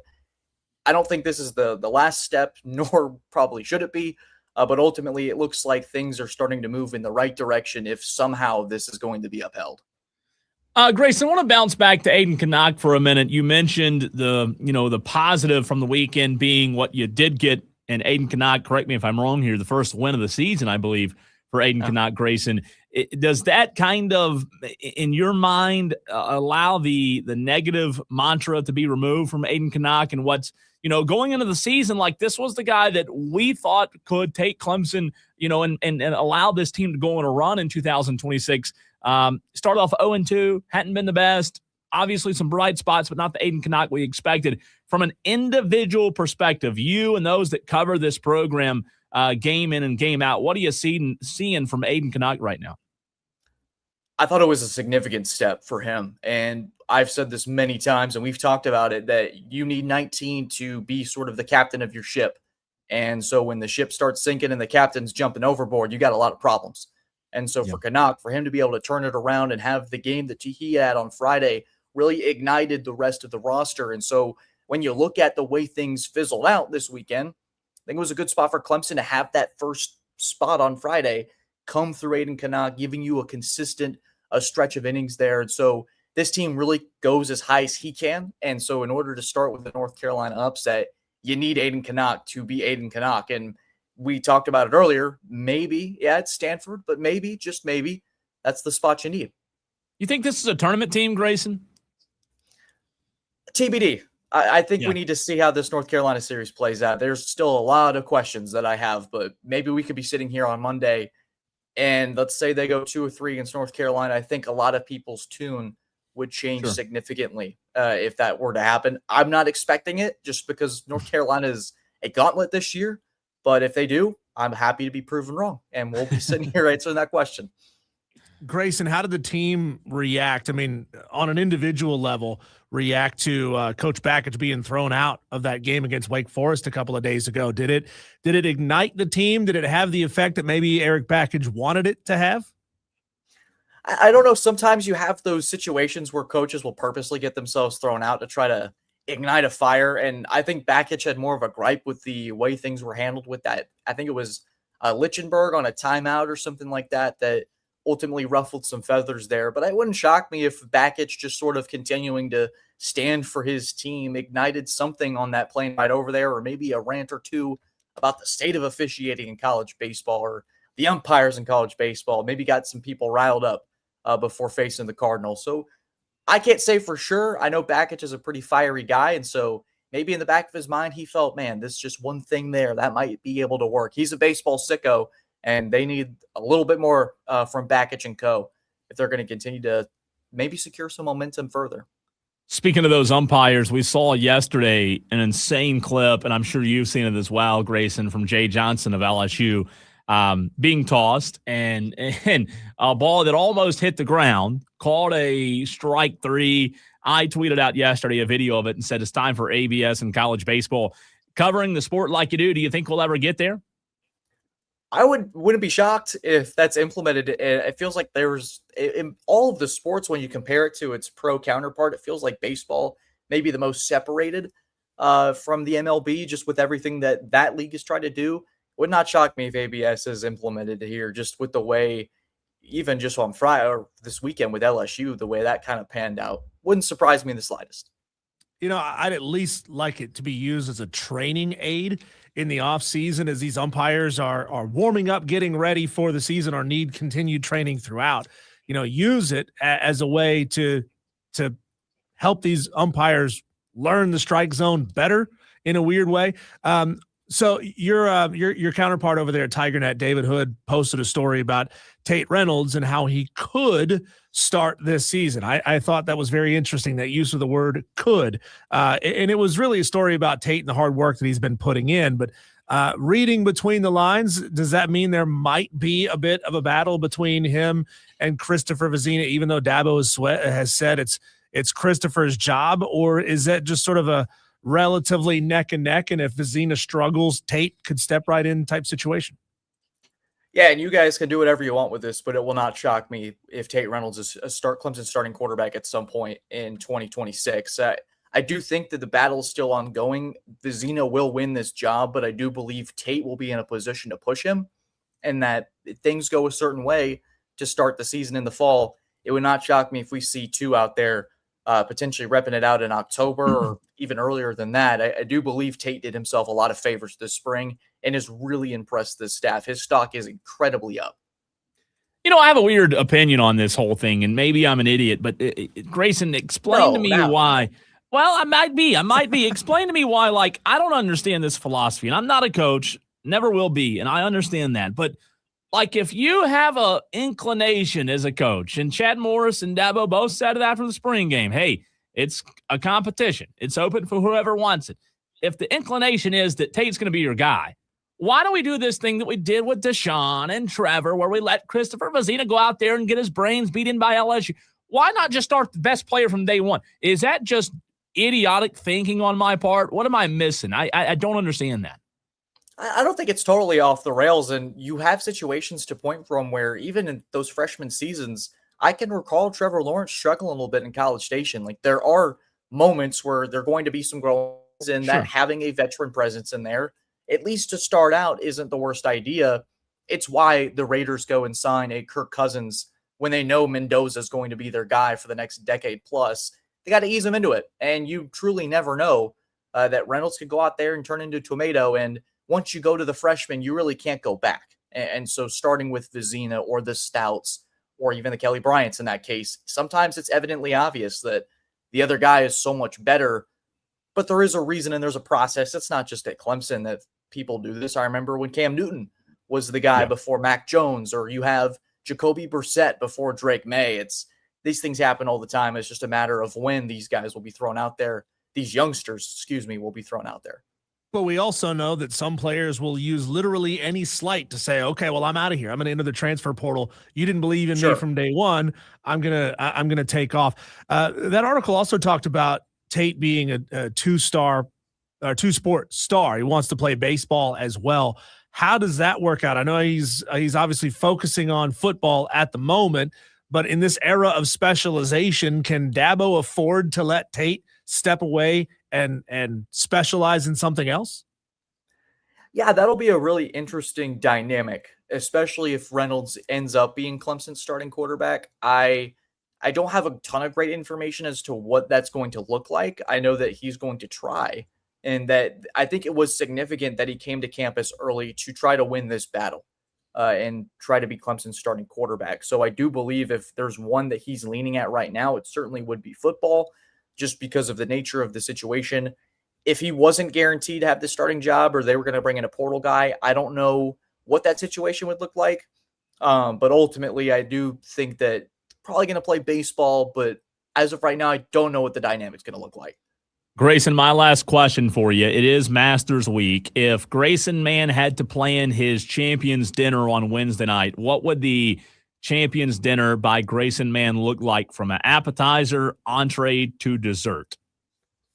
I'm not really familiar with the Masters menu, so you might have to walk me through this, or do I get to pick anything? So, yeah, the previous winner, like last year, was Rory, right? So he gets to choose this year's Masters dinner on Wednesday night before the tournament starts, and he gets to choose completely whatever he wants. So he picks the appetizers, the main entree, the desserts. I think he's got some elk sliders in there. He's got some bacon-wrapped dates in there. He's got Scotty last year. Last year, Scotty Grayson was more of a cheeseburger sliders kind of guy, just a normal white guy kind of food. Okay. What would Grayson Mann's look like?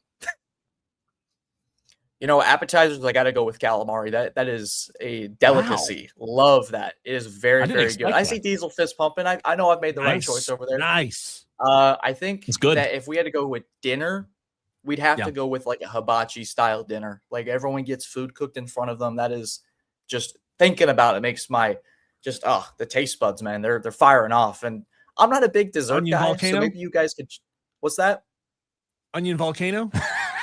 Oh yeah, everything. They get the whole 9 yards that you get with it. The whole experience. You want them cooking in front of you too? You want them cooking in front of you for the? Okay. It tastes better. I love it. I'm with you. So no dessert? You're not a dessert guy? Is that why you're so skinny? I'm not a dessert guy. I would probably pass, but wow, that's just my thing. So when's the last time you've eaten a dessert? I'm actually in Florida right now. I had ice cream with my parents 2 nights ago. Okay. That was kind of cool. All right. I don't really Ice do cream. sweets or desserts. Well, we appreciate you taking time away from your Florida trip to join us. We really do. Do I look any tanner, guys? You can lie to me. Yes. If the the silence a little more red. It's hard to tell the lighting. You know, the lighting. I do see a little more red on the cheeks. Didn't get there. It was bad. Well, how are you getting this sun? Are you out fishing? Are you playing golf? What are you doing? I'm out on the beach. Beaching. Just nice. beaching. Toes in the sand. Grayson, you're the best, man. Enjoy your trip. Appreciate you making time for us. I appreciate you guys. Thank y'all. You, man. You're the man. Grayson Man, TigerNet.com. No dessert, though, from the Grayson Man on the What's it like to have that kind of willpower? What's that? No dessert? No, I don't have that at all. It's tough, man. It's tough.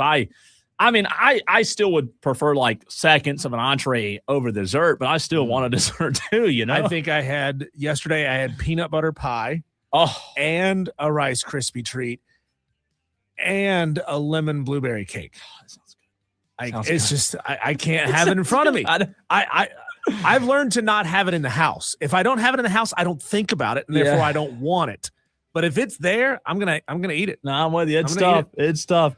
When we come back, Cole, let's do our whip around the sports world. So much going on. Our Daily Wire's next.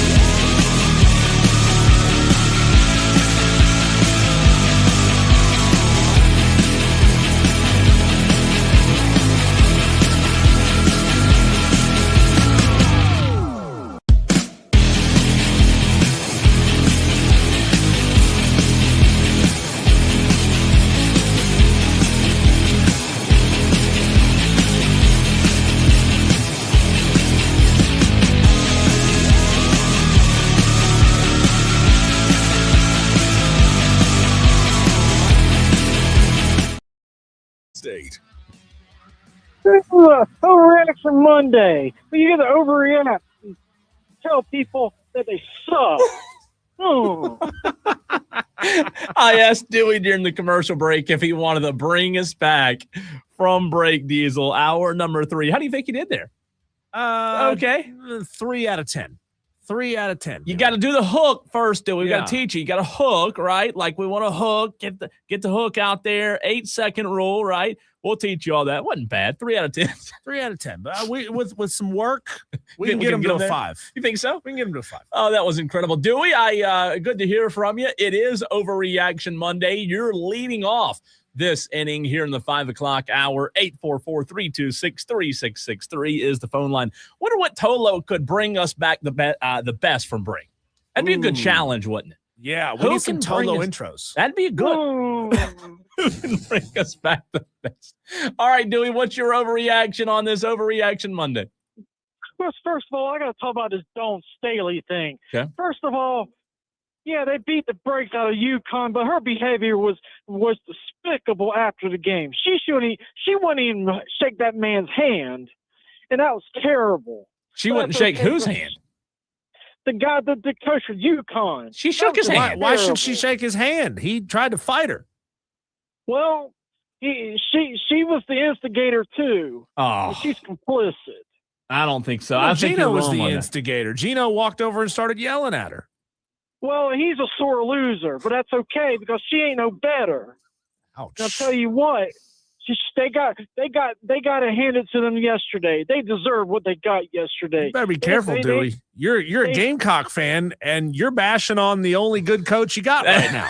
That's a good Well, point. here's what's going to end up happening. If she don't tone it down, the moment she starts losing games, she's gonna be gone. Because people of South Carolina gonna start putting up with her politics and her misbehavior.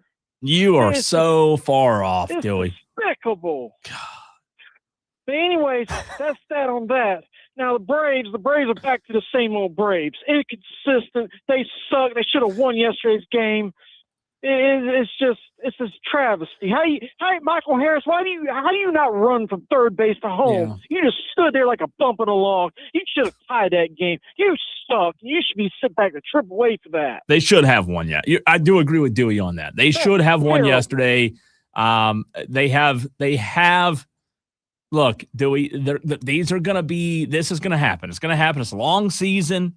They're going to have bumps like this. I would have liked 2 or 3 out of 4. We all would have, but at least you didn't lose. Let's see if they can rebound. They have no break. Right back at it tonight. Well, they needed one.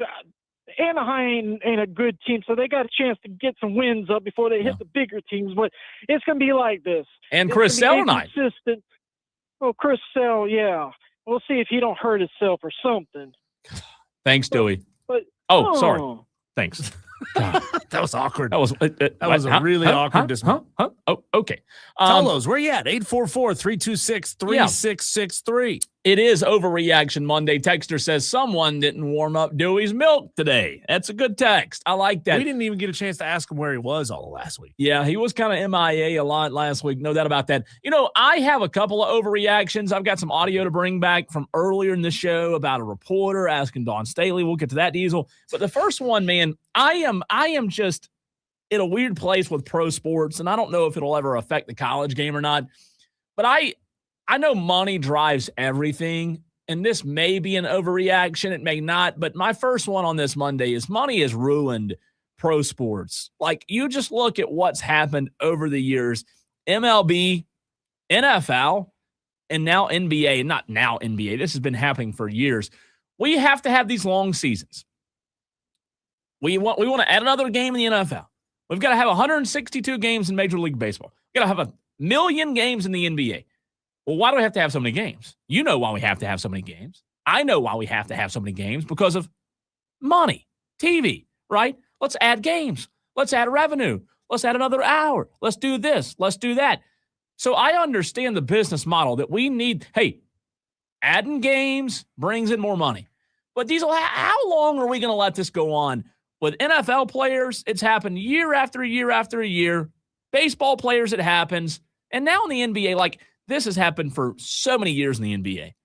But when we go into the postseason, I love sports. I want to see the best players in the sport on the floor in the playoffs. It happens every single year. The Lakers just lost. By the way, the Lakers were like heating up, like playing really good ball, winning games, beating good teams. They lose Luka Doncic just last week. To make things worse, 2 days later, Diesel, they lose Austin Reeves. They've lost two of their best three players. And now they're toast. They're done. Stick a fork in them. How many times have you and I on this show talked about, the best players in the NFL? Oh, they're hurt. Yeah. This year was a great example.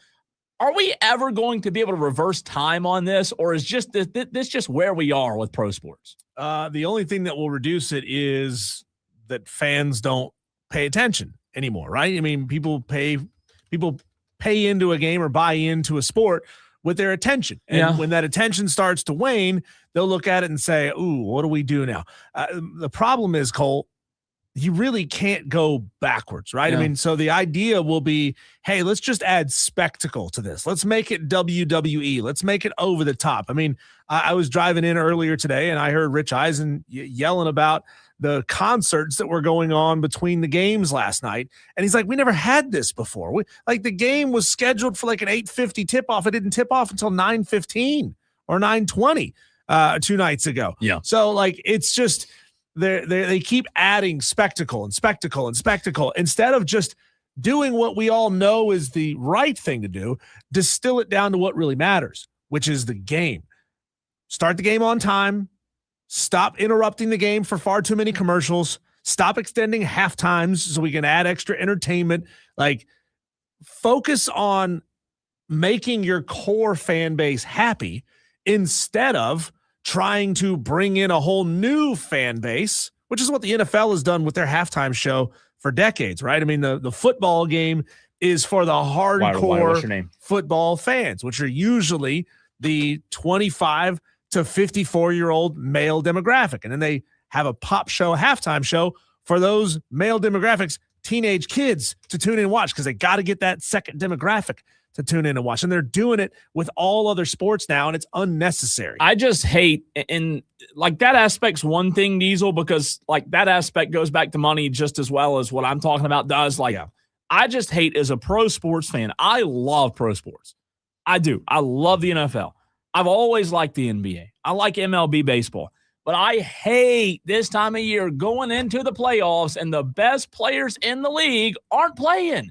There's got to be done. I know you said it. We can't reverse time. We can't eliminate games. Well, why can't we? Why can't we shorten the season? Why can't we start NBA on Christmas Day? Why can't we start Major League Baseball a little? I as a sports fan, want to see the best players. And you tell me how is it good for the NBA? And this was what I'd like to ask Adam Silver. If Adam Silver were sitting right here, Diesel, Adam Silver's to your left. Mm-hmm. Adam, the Lakers are one of your biggest franchises, most polarizing franchise. You tell me, how is it good that the Lakers are now losing their best two players going into the postseason when they were heating up, beating everybody? How's that good for the sport? Well, it's not good for we have more TV. We made more money in October because more games were on TV. Yeah. But Luka and Austin Reeves just got hurt. They're done for the season. And their answer will be, well, we'll just let them load manage. We'll let them take games off, which ruins it for the fans who go to see the star players, right? You're weakening your product because you've stretched your product so long that it leads to higher wear and tear. I mean, an injury can happen in game 2 just as it can happen in game 80, right? So it can happen. Yes. But when you keep adding more and more and more time, more and more practice time, more and more game time, you're increasing the likelihood that those injuries happen. But the problem is that you never have the players associations push back hard enough and say, no, we're not playing any more games. They'll always say, yeah, we'll play more games if you'll pay us more money. And we got to add another NFL game. I just hate it. I hate it because I hadn't been overly invested in the NBA this year, but I was looking forward. The last couple of weeks, the Hornets have been good and the Lakers have been good. And I was like, oh man, these playoffs might be fun because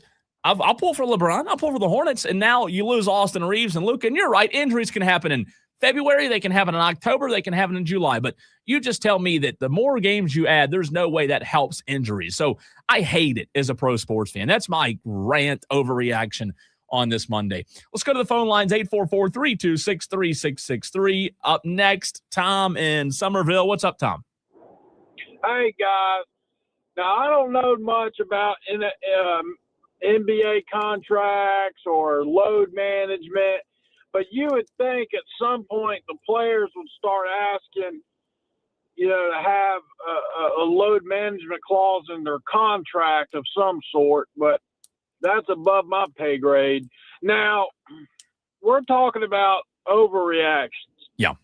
And I did some number crunching today, okay? Listen to this.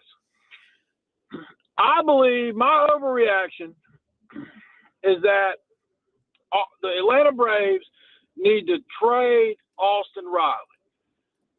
It might sound crazy, but if you look at the numbers, you can't tell me that we can't get pieces that would be better for this team than Austin Riley. He's got 3,178 major league at-bats. He has struck out over 100 times in every year he has been in the major leagues, except for the COVID year in 2020 when they really only played half a season. Now, when they only played 80 games, he only struck out, I believe, 82 times.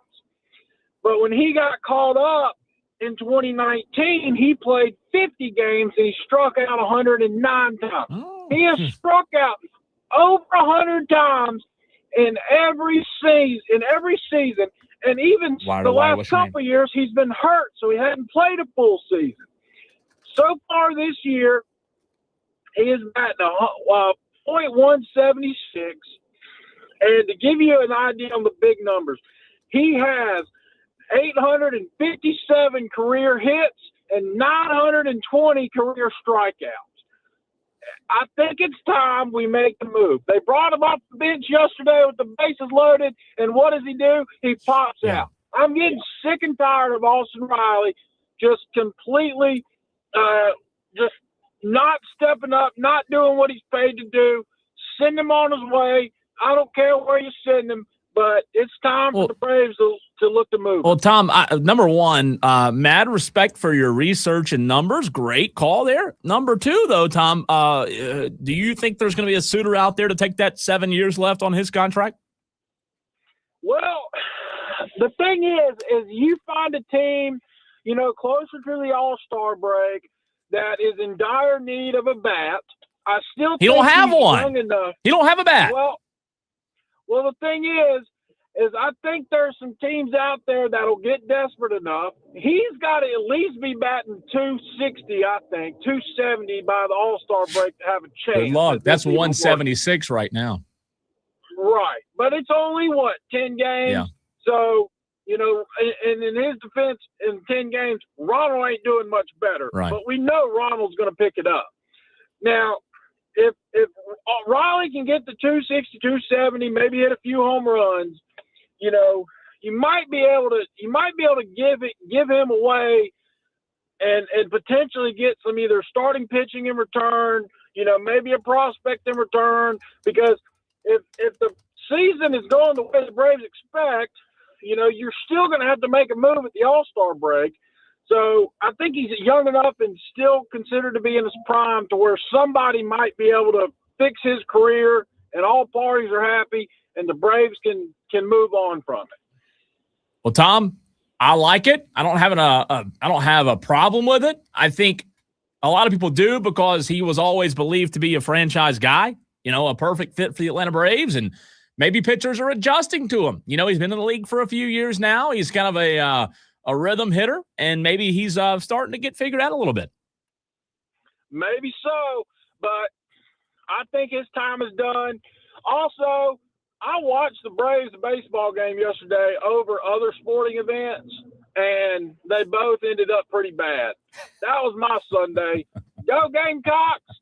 And we'll speak to y'all later. The portal opens tomorrow, guys. Let's go, Tom. Thanks, Appreciate Tom. you. And, to Tom's point, I was thinking, like, is Austin Riley just like an elite defender? How is he playing at third base out there? His fielding percentage, Cole, is actually slipping a little bit over these last couple of years. He peaked in 2023. Where he had a fielding percentage of 97.2%, and he is dropping down just a little bit, kind of falling down, slipping just a little bit over these past 2 seasons. So if his bat's not there and his fielding isn't where it was, then I think Tom's got a point there. I mean, I think he does. He's not committing a ton of errors, but he's just not as crisp as he could be out there. He's $212 million contract over 10 years. They still got 7 years left, so we'll see. That's going to be the bugaboo there. Up next on Overreaction Monday, Creed and Cowpens. What's up, Creed? Hey, I hate to argue with you, but I'm a little confused of your points here. The NBA hasn't added games since 1967. That's before I was born, and I'm old.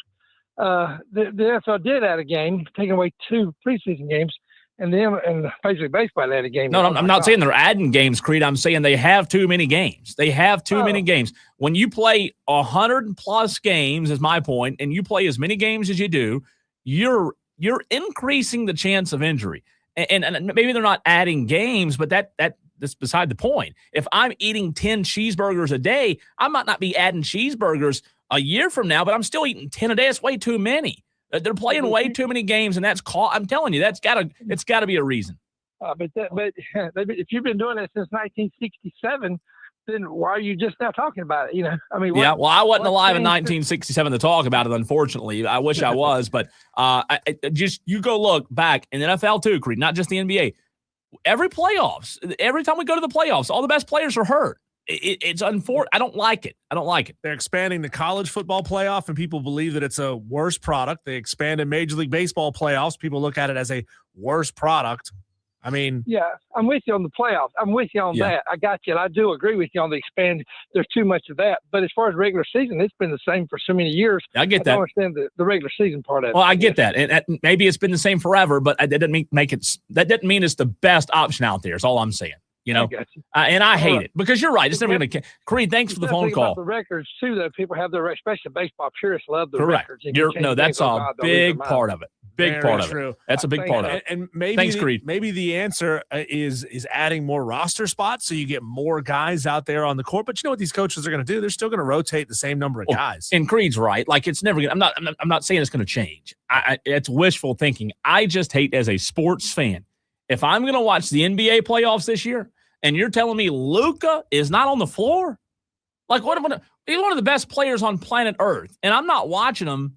I know we've been doing this for 30 years now, but, like, come on. It's the NFL. We have this conversation every year, every sport. Here's the thing, Cole. Cash will always win. No doubt. The opportunity to make more money, to sell more tickets, to sell more advertising inside the stadium, see more people exposed to it every time they walk through, that will always win. Unfortunately, that will always win. What's best for the sport rarely wins. I'm with you. Next, Cocky for a reason, and I'm assuming it's time for me to have to pay up a bet. Cocky, right? Hey, you said cash. Was it cash pay? What was that? What did you just say? Cash is king. What? Cash is money always wins. No, ribeye king and ribeye. Nicely done. Congratulations on winning your bet. Cocky for a reason.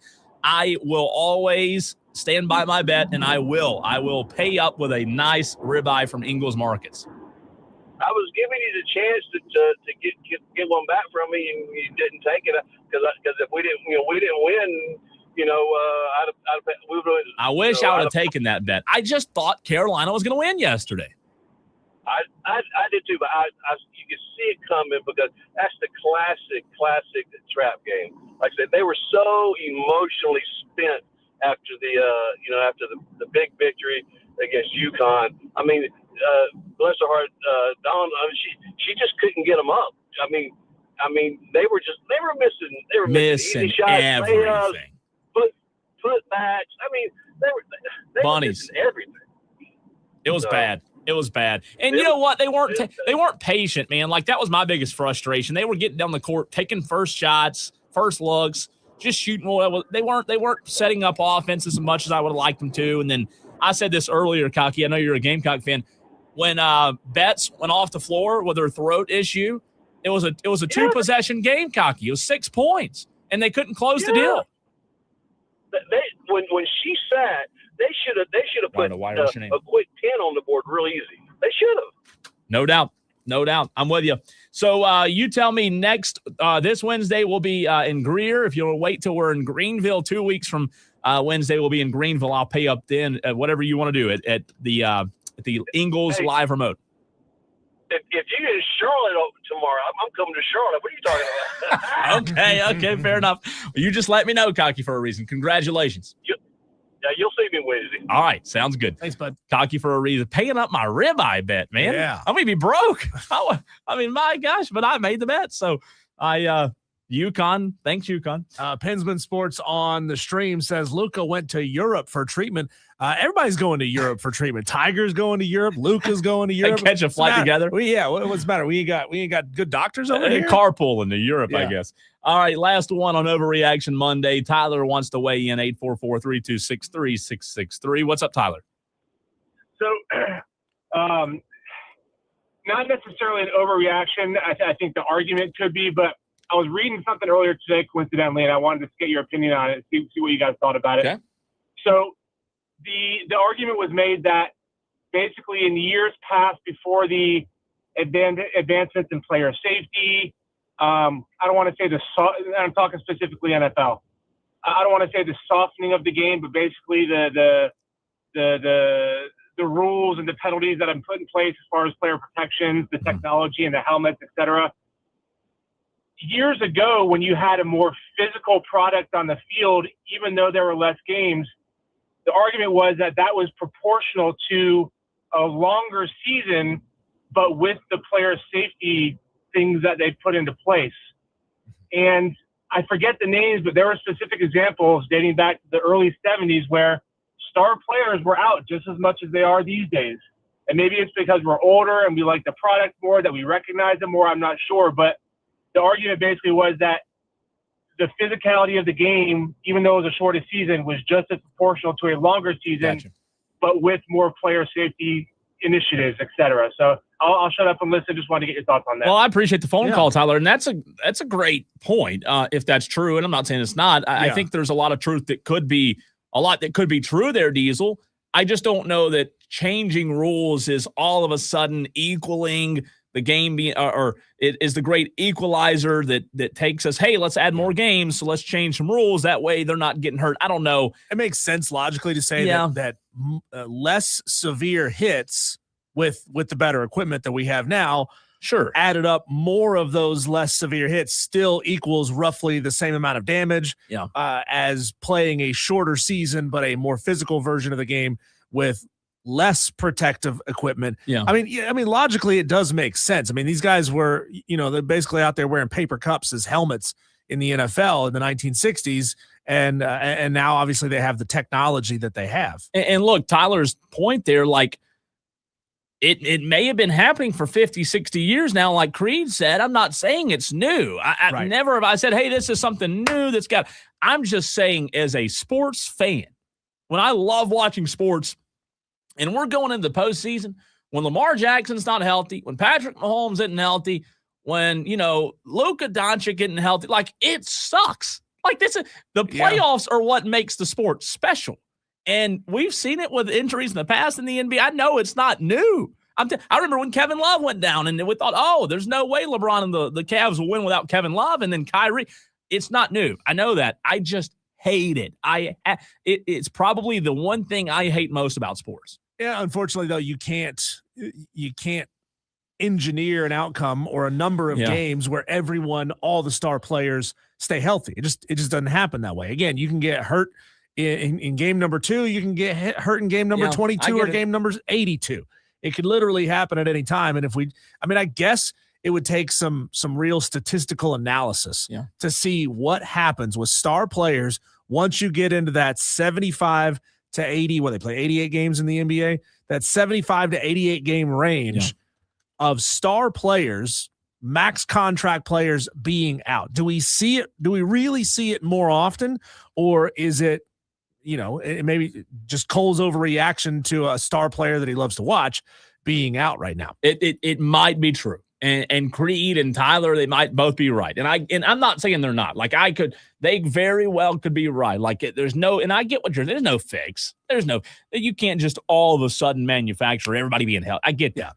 I do, but I just hate it. I want to see the best players in the playoffs. That's what sports are all about. Last week, Cole, you tested me on how much I knew about the Masters and broadcasting and phrases that they can and cannot say. Now, I want to play a little bit of national championship game trivia with you. And you know what? I'll even let you use the Tolos as lifelines as well. It's gonna be bad. They can call in and help you out if you need it on the other side of the break. Next.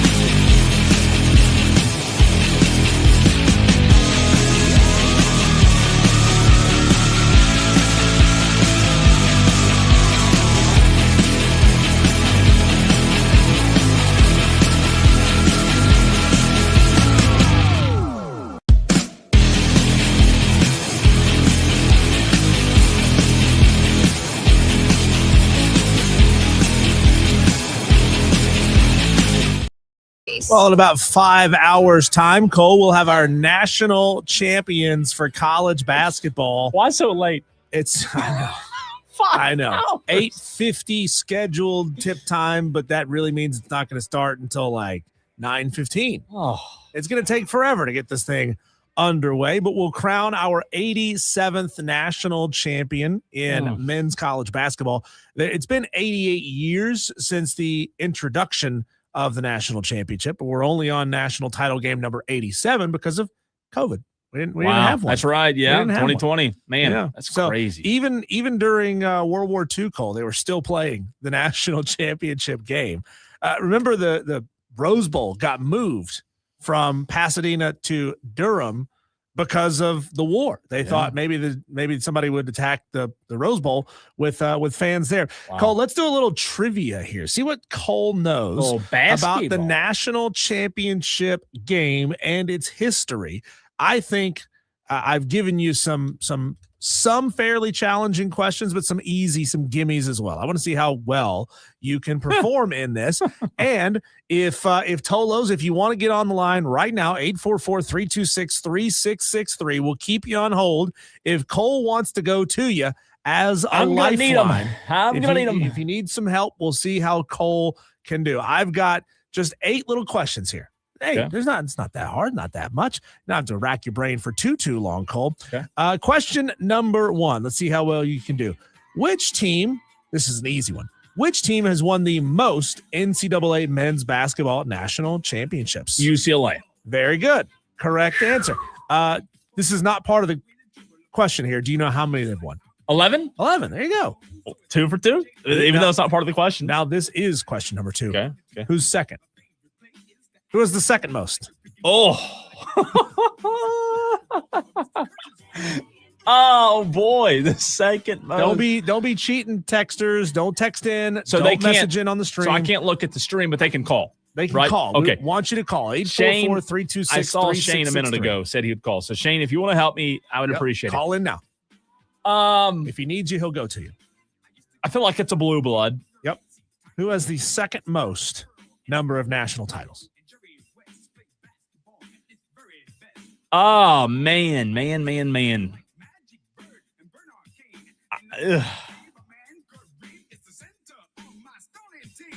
I've got a few that I would throw out there. What are your guesses here?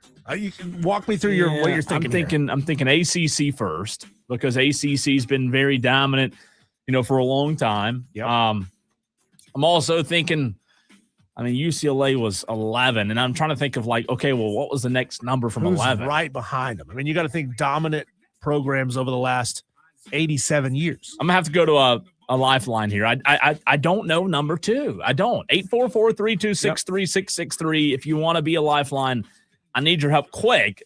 I don't know the answer to that. I feel like I should, and I should. Okay, so number 2. We'll go with Shane's, and I'll see if you agree or disagree. Shane on the stream has provided an answer.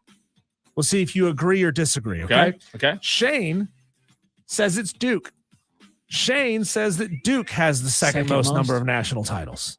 Do you agree or disagree? I thought about Duke. I just didn't know if Duke has number 2. I'm going to do something stupid. I'm going to disagree with Shane. You'd be right. Okay, your thought process is on point. It was Kentucky. It's Kentucky with 8 national titles. Man, you know what? I should have known that. Duke, I think, is third with 6. Oh, I should have known that. I was thinking wrong conference, wasn't I? You were thinking wrong conference. Shane, call in. Texters, Colos, call in. Be a lifeline for Cole Bryson. Did you say Colos? Tolos. If you call, are you a Colo? You are a Colo. I like that. Kentucky. I should have known that. Kentucky. You should have known that. God. Cole, UConn last won a national championship in 2024. So it'll be the 23-24 season. Who did UConn beat for that national title? That was 2024? It was 2024. So it's the 23-24 season. So just 2 years ago. 2 years ago. You and I did we covered it. Yeah. UConn beat, I know it wasn't Duke. Oh, man, I should know this. We talked about it the next day. UConn beat. See, nobody ever remembers who comes in second. It wasn't Arizona because Clemson beat Arizona that year. Right? Yeah. Oh boy, UConn that year, Dan Hurley, they wasn't Florida. I know that. I know it wasn't Florida. Florida won it last year. Won it last year. Wasn't Florida. Wasn't Duke. Wasn't Arizona. Was it Houston? That is incorrect. That's who Florida beat last year. I had last year's runner. Now we do have a Tolo on the line. I don't know if you want to use this lifeline now on this question. It is Shane. It is Shane. Shane. Oh man. Okay. Do you want to? Oh, you've gotten this one wrong. So let's. I'll use Shane on the next one. Okay. If I need him. Okay. Shane will come to you shortly. I'm sure. I'll need help. So I picked Houston. Houston lost last year. Who did UConn beat? Purdue. Zach Edey and Purdue. I actually was going to guess Purdue first, and I said Houston. There you go. You had the thought in your mind. Oh, that was tough. How many national championships has UConn won in basketball? How many national championships has UConn won? I know it's not 11 because UCLA's 11. I can give you multiple choice if you'd like. Yeah, that'd be great. I feel like, that'd be. Okay. 1, 3, 6, or 7. They hadn't won 6 or 7. I'm going to go 3. They've won 6. Have they? Yeah. Crap. I mean, that was a bad guess, wasn't it? I should have went to Shane there. That was really bad. Yeah. They won 6. They won it in 99, 04, 11, 14, 23, and 24. That was that's bad, Cole. That was really bad. You should have known better. I didn't think it won 6. God. Question number 5 to see how much Cole knows about NCAA tournament trivia. I would be way worse at this than you. So you're doing better than I am. I'm going to give you a choice here, Cole. Would you like this one to be, I'll ask you the question and then give you the choice. Would you like this to be multiple choice or an over-under? Okay. Michigan appeared in 3 national championship games from 89 to 92. So giving you a little clue here. They won 1. How many total national championship appearances has Michigan made since then? Total. And those 3 included? I can give you a multiple choice or I can give you an over-under. Multiple choice. Okay. Multiple choice. That's okay. Were those, can I ask you this? Were those the first? Do you know? Were those the first? Like, am I going past then? You'd have to go back past then. Okay. Multiple choice, you said? Yeah. 4, 6, 8, or 10. Appeared in. Appearances. Played in, not necessarily won. I'll go to Shane Barrett on this one. I'll 4, go 6, 8, or 10. Shane, do you have a clue on this one? Shane Barrett. 4, 6, 8, or 10. Hey, let's talk about this before you blurt something out. Let's talk about it. Do you have a clue? My gut says No. I'm just saying. He's working through his process here. My gut says 6. I don't know. Michigan's not one of those teams I know enough about, to be honest with you. This one's hard. As far as their history goes. You should have taken the over-under. Good. Yeah. All right, Shane, what are we going with, 6? Yeah, I think 6. All right, let's do it. 6. You agree? Yeah. Lock it in. 6. Lock it in. No? 8. They have played in 8 national championships. Dan B hit it on the stream. And only one. Dan, stop giving the answers away on the stream. Good God, Dan. Well, Dan, you call in. Thanks, Shane. We appreciate you calling in. Dan, you call in. How did you do, Dan? Fan phone. They've played in 8 national title games. 1965, 76. That's impressive. 89, which they won. 92, 93. Wow. 2013, 2018, and now 2026. Okay. That is impressive. That's Michigan's played for 8 of them. And they're probably going to win tonight, I think. I think they will. This one's an easy one, Cole. I want to. Don't say that. Struggled a little bit. Don't say that. Please don't say that. No. This one's real easy. I'll forget. Sometimes. Dan, don't give the answer. Sometimes I go brain dead, and I will not remember. What nickname was given to the early 90s Michigan championship team? What nickname? It's a very famous nickname. Early 90s. Yep. And when you say it, you think I'll say, oh, that was it, right? Yeah. I'll even give you. And this is what I told you. Don't say it was easy. I knew I was going to. I'll even give you one of the players' names, Cole. Jalen Rose. Yeah, but that won't help with a nickname, though, will it? Yeah. Well, I mean, I'm just thinking it could jog your memory. Juwan Howard. Yeah. No, they don't help with the nickname, though. I mean, I think my mind's. I tell you what, my mind's going. My mind's going to NBA nicknames. That's the problem. I think let's see if I got a lifeline here. Okay, let's see what the caller knows. Asking Cole national championship trivia, the nickname of the team given to the early 90s Michigan championship. All right, I've got my lifeline. Who do we have on the line? Dan B. Dan B. Dan, I should be remembering this, but I'm drawing a blank here. Do you know it? Yes. All right, let's go. All right, ready? The Fab Five. The Fab Five. I just couldn't remember it. Couldn't remember it. It's tough. As soon as he said "fuh," Dan, you're the man. Thanks, Dan. Fab Five. Yep. Appreciate you. I was going to all the old NBA nicknames. Fab Five. Yeah. Cole, here's another question for you. Maybe you'll know the answer to this question. What is the name of the trophy that's awarded to the NCAA men's basketball champions? You know how, you got the Lombardi and Lombardi, yeah. Of course I know the Lombardi, and of course I wouldn't know this. I don't know. I don't have a clue. There isn't one. Oh, there you go. It's an unnamed trophy. So I didn't get it wrong? It's a trick question. I didn't get it wrong? It's a trick question. I didn't say it wrong. I didn't say a name. You said you don't know. I would have guessed. That's true. And got it wrong, You know I'd be what? real wrong. I give you half credit. A for effort. For that, Cole. Yeah. Last question here for you. All right. And this is a multiple choice question. I'm giving you some clues here in the question. 4 of the last 7 national championship games have been blowouts. Like blowout, not even close. Over the past decade, what's the average point differential in the national championship game? I'll give you 4 choices. Okay.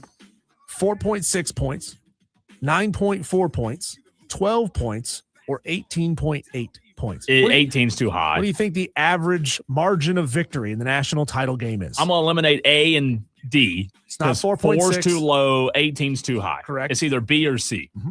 What were B and C again? 9.4 or 12.0.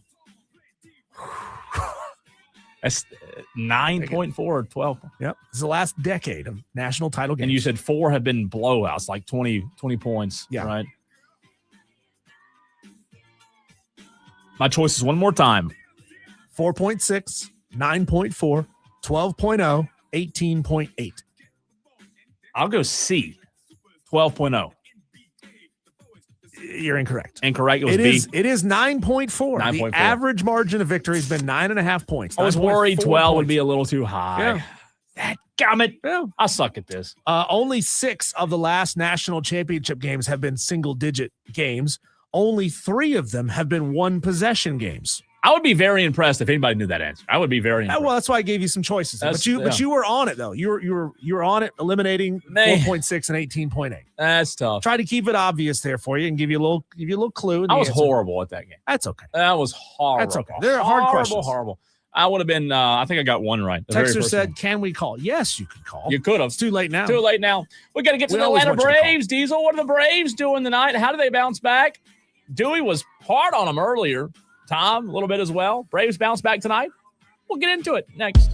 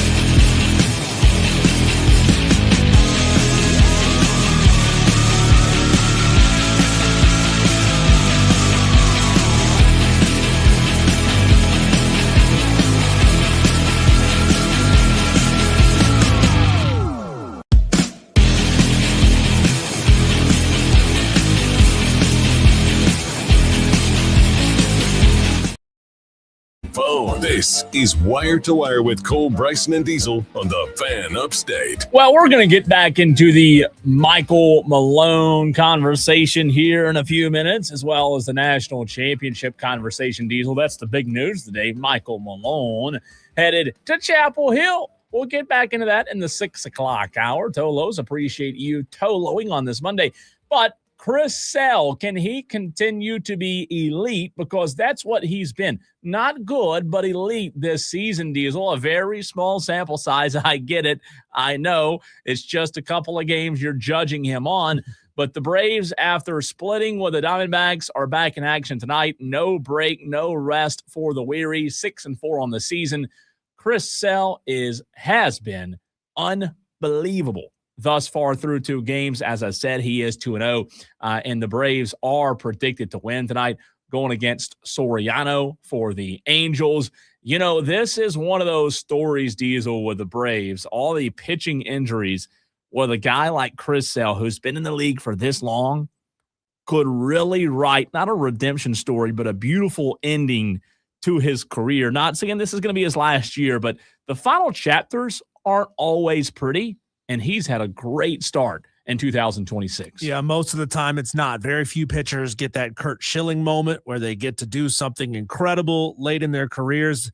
You know, I don't know if sports psychologists tell players this as they get a little bit older, but very few get to stay in the game as long as they absolutely can and have a great send-off, right? It's usually this bounce around between a couple of teams or fizzle out and have a bad season or two, and then you just go ahead and say, you know what, I'm done. I don't want to play this game anymore. But Chris Sale looking really good through his 2 games. Now, Jose Soriano for the Angels is also really good. So Chris Sale's going to have his work cut out for him tonight. You know, it reminds me of old pitchers in the past. You talk about not going out on your own terms, you know, and being at the top. You know, Tim Lincecum was a 2-time Cy Young winner and with the Giants. And, you know, at that point, at one point of his career, Diesel, we all felt like that guy was never going to have a downfall. He was never going to slide toward the end. And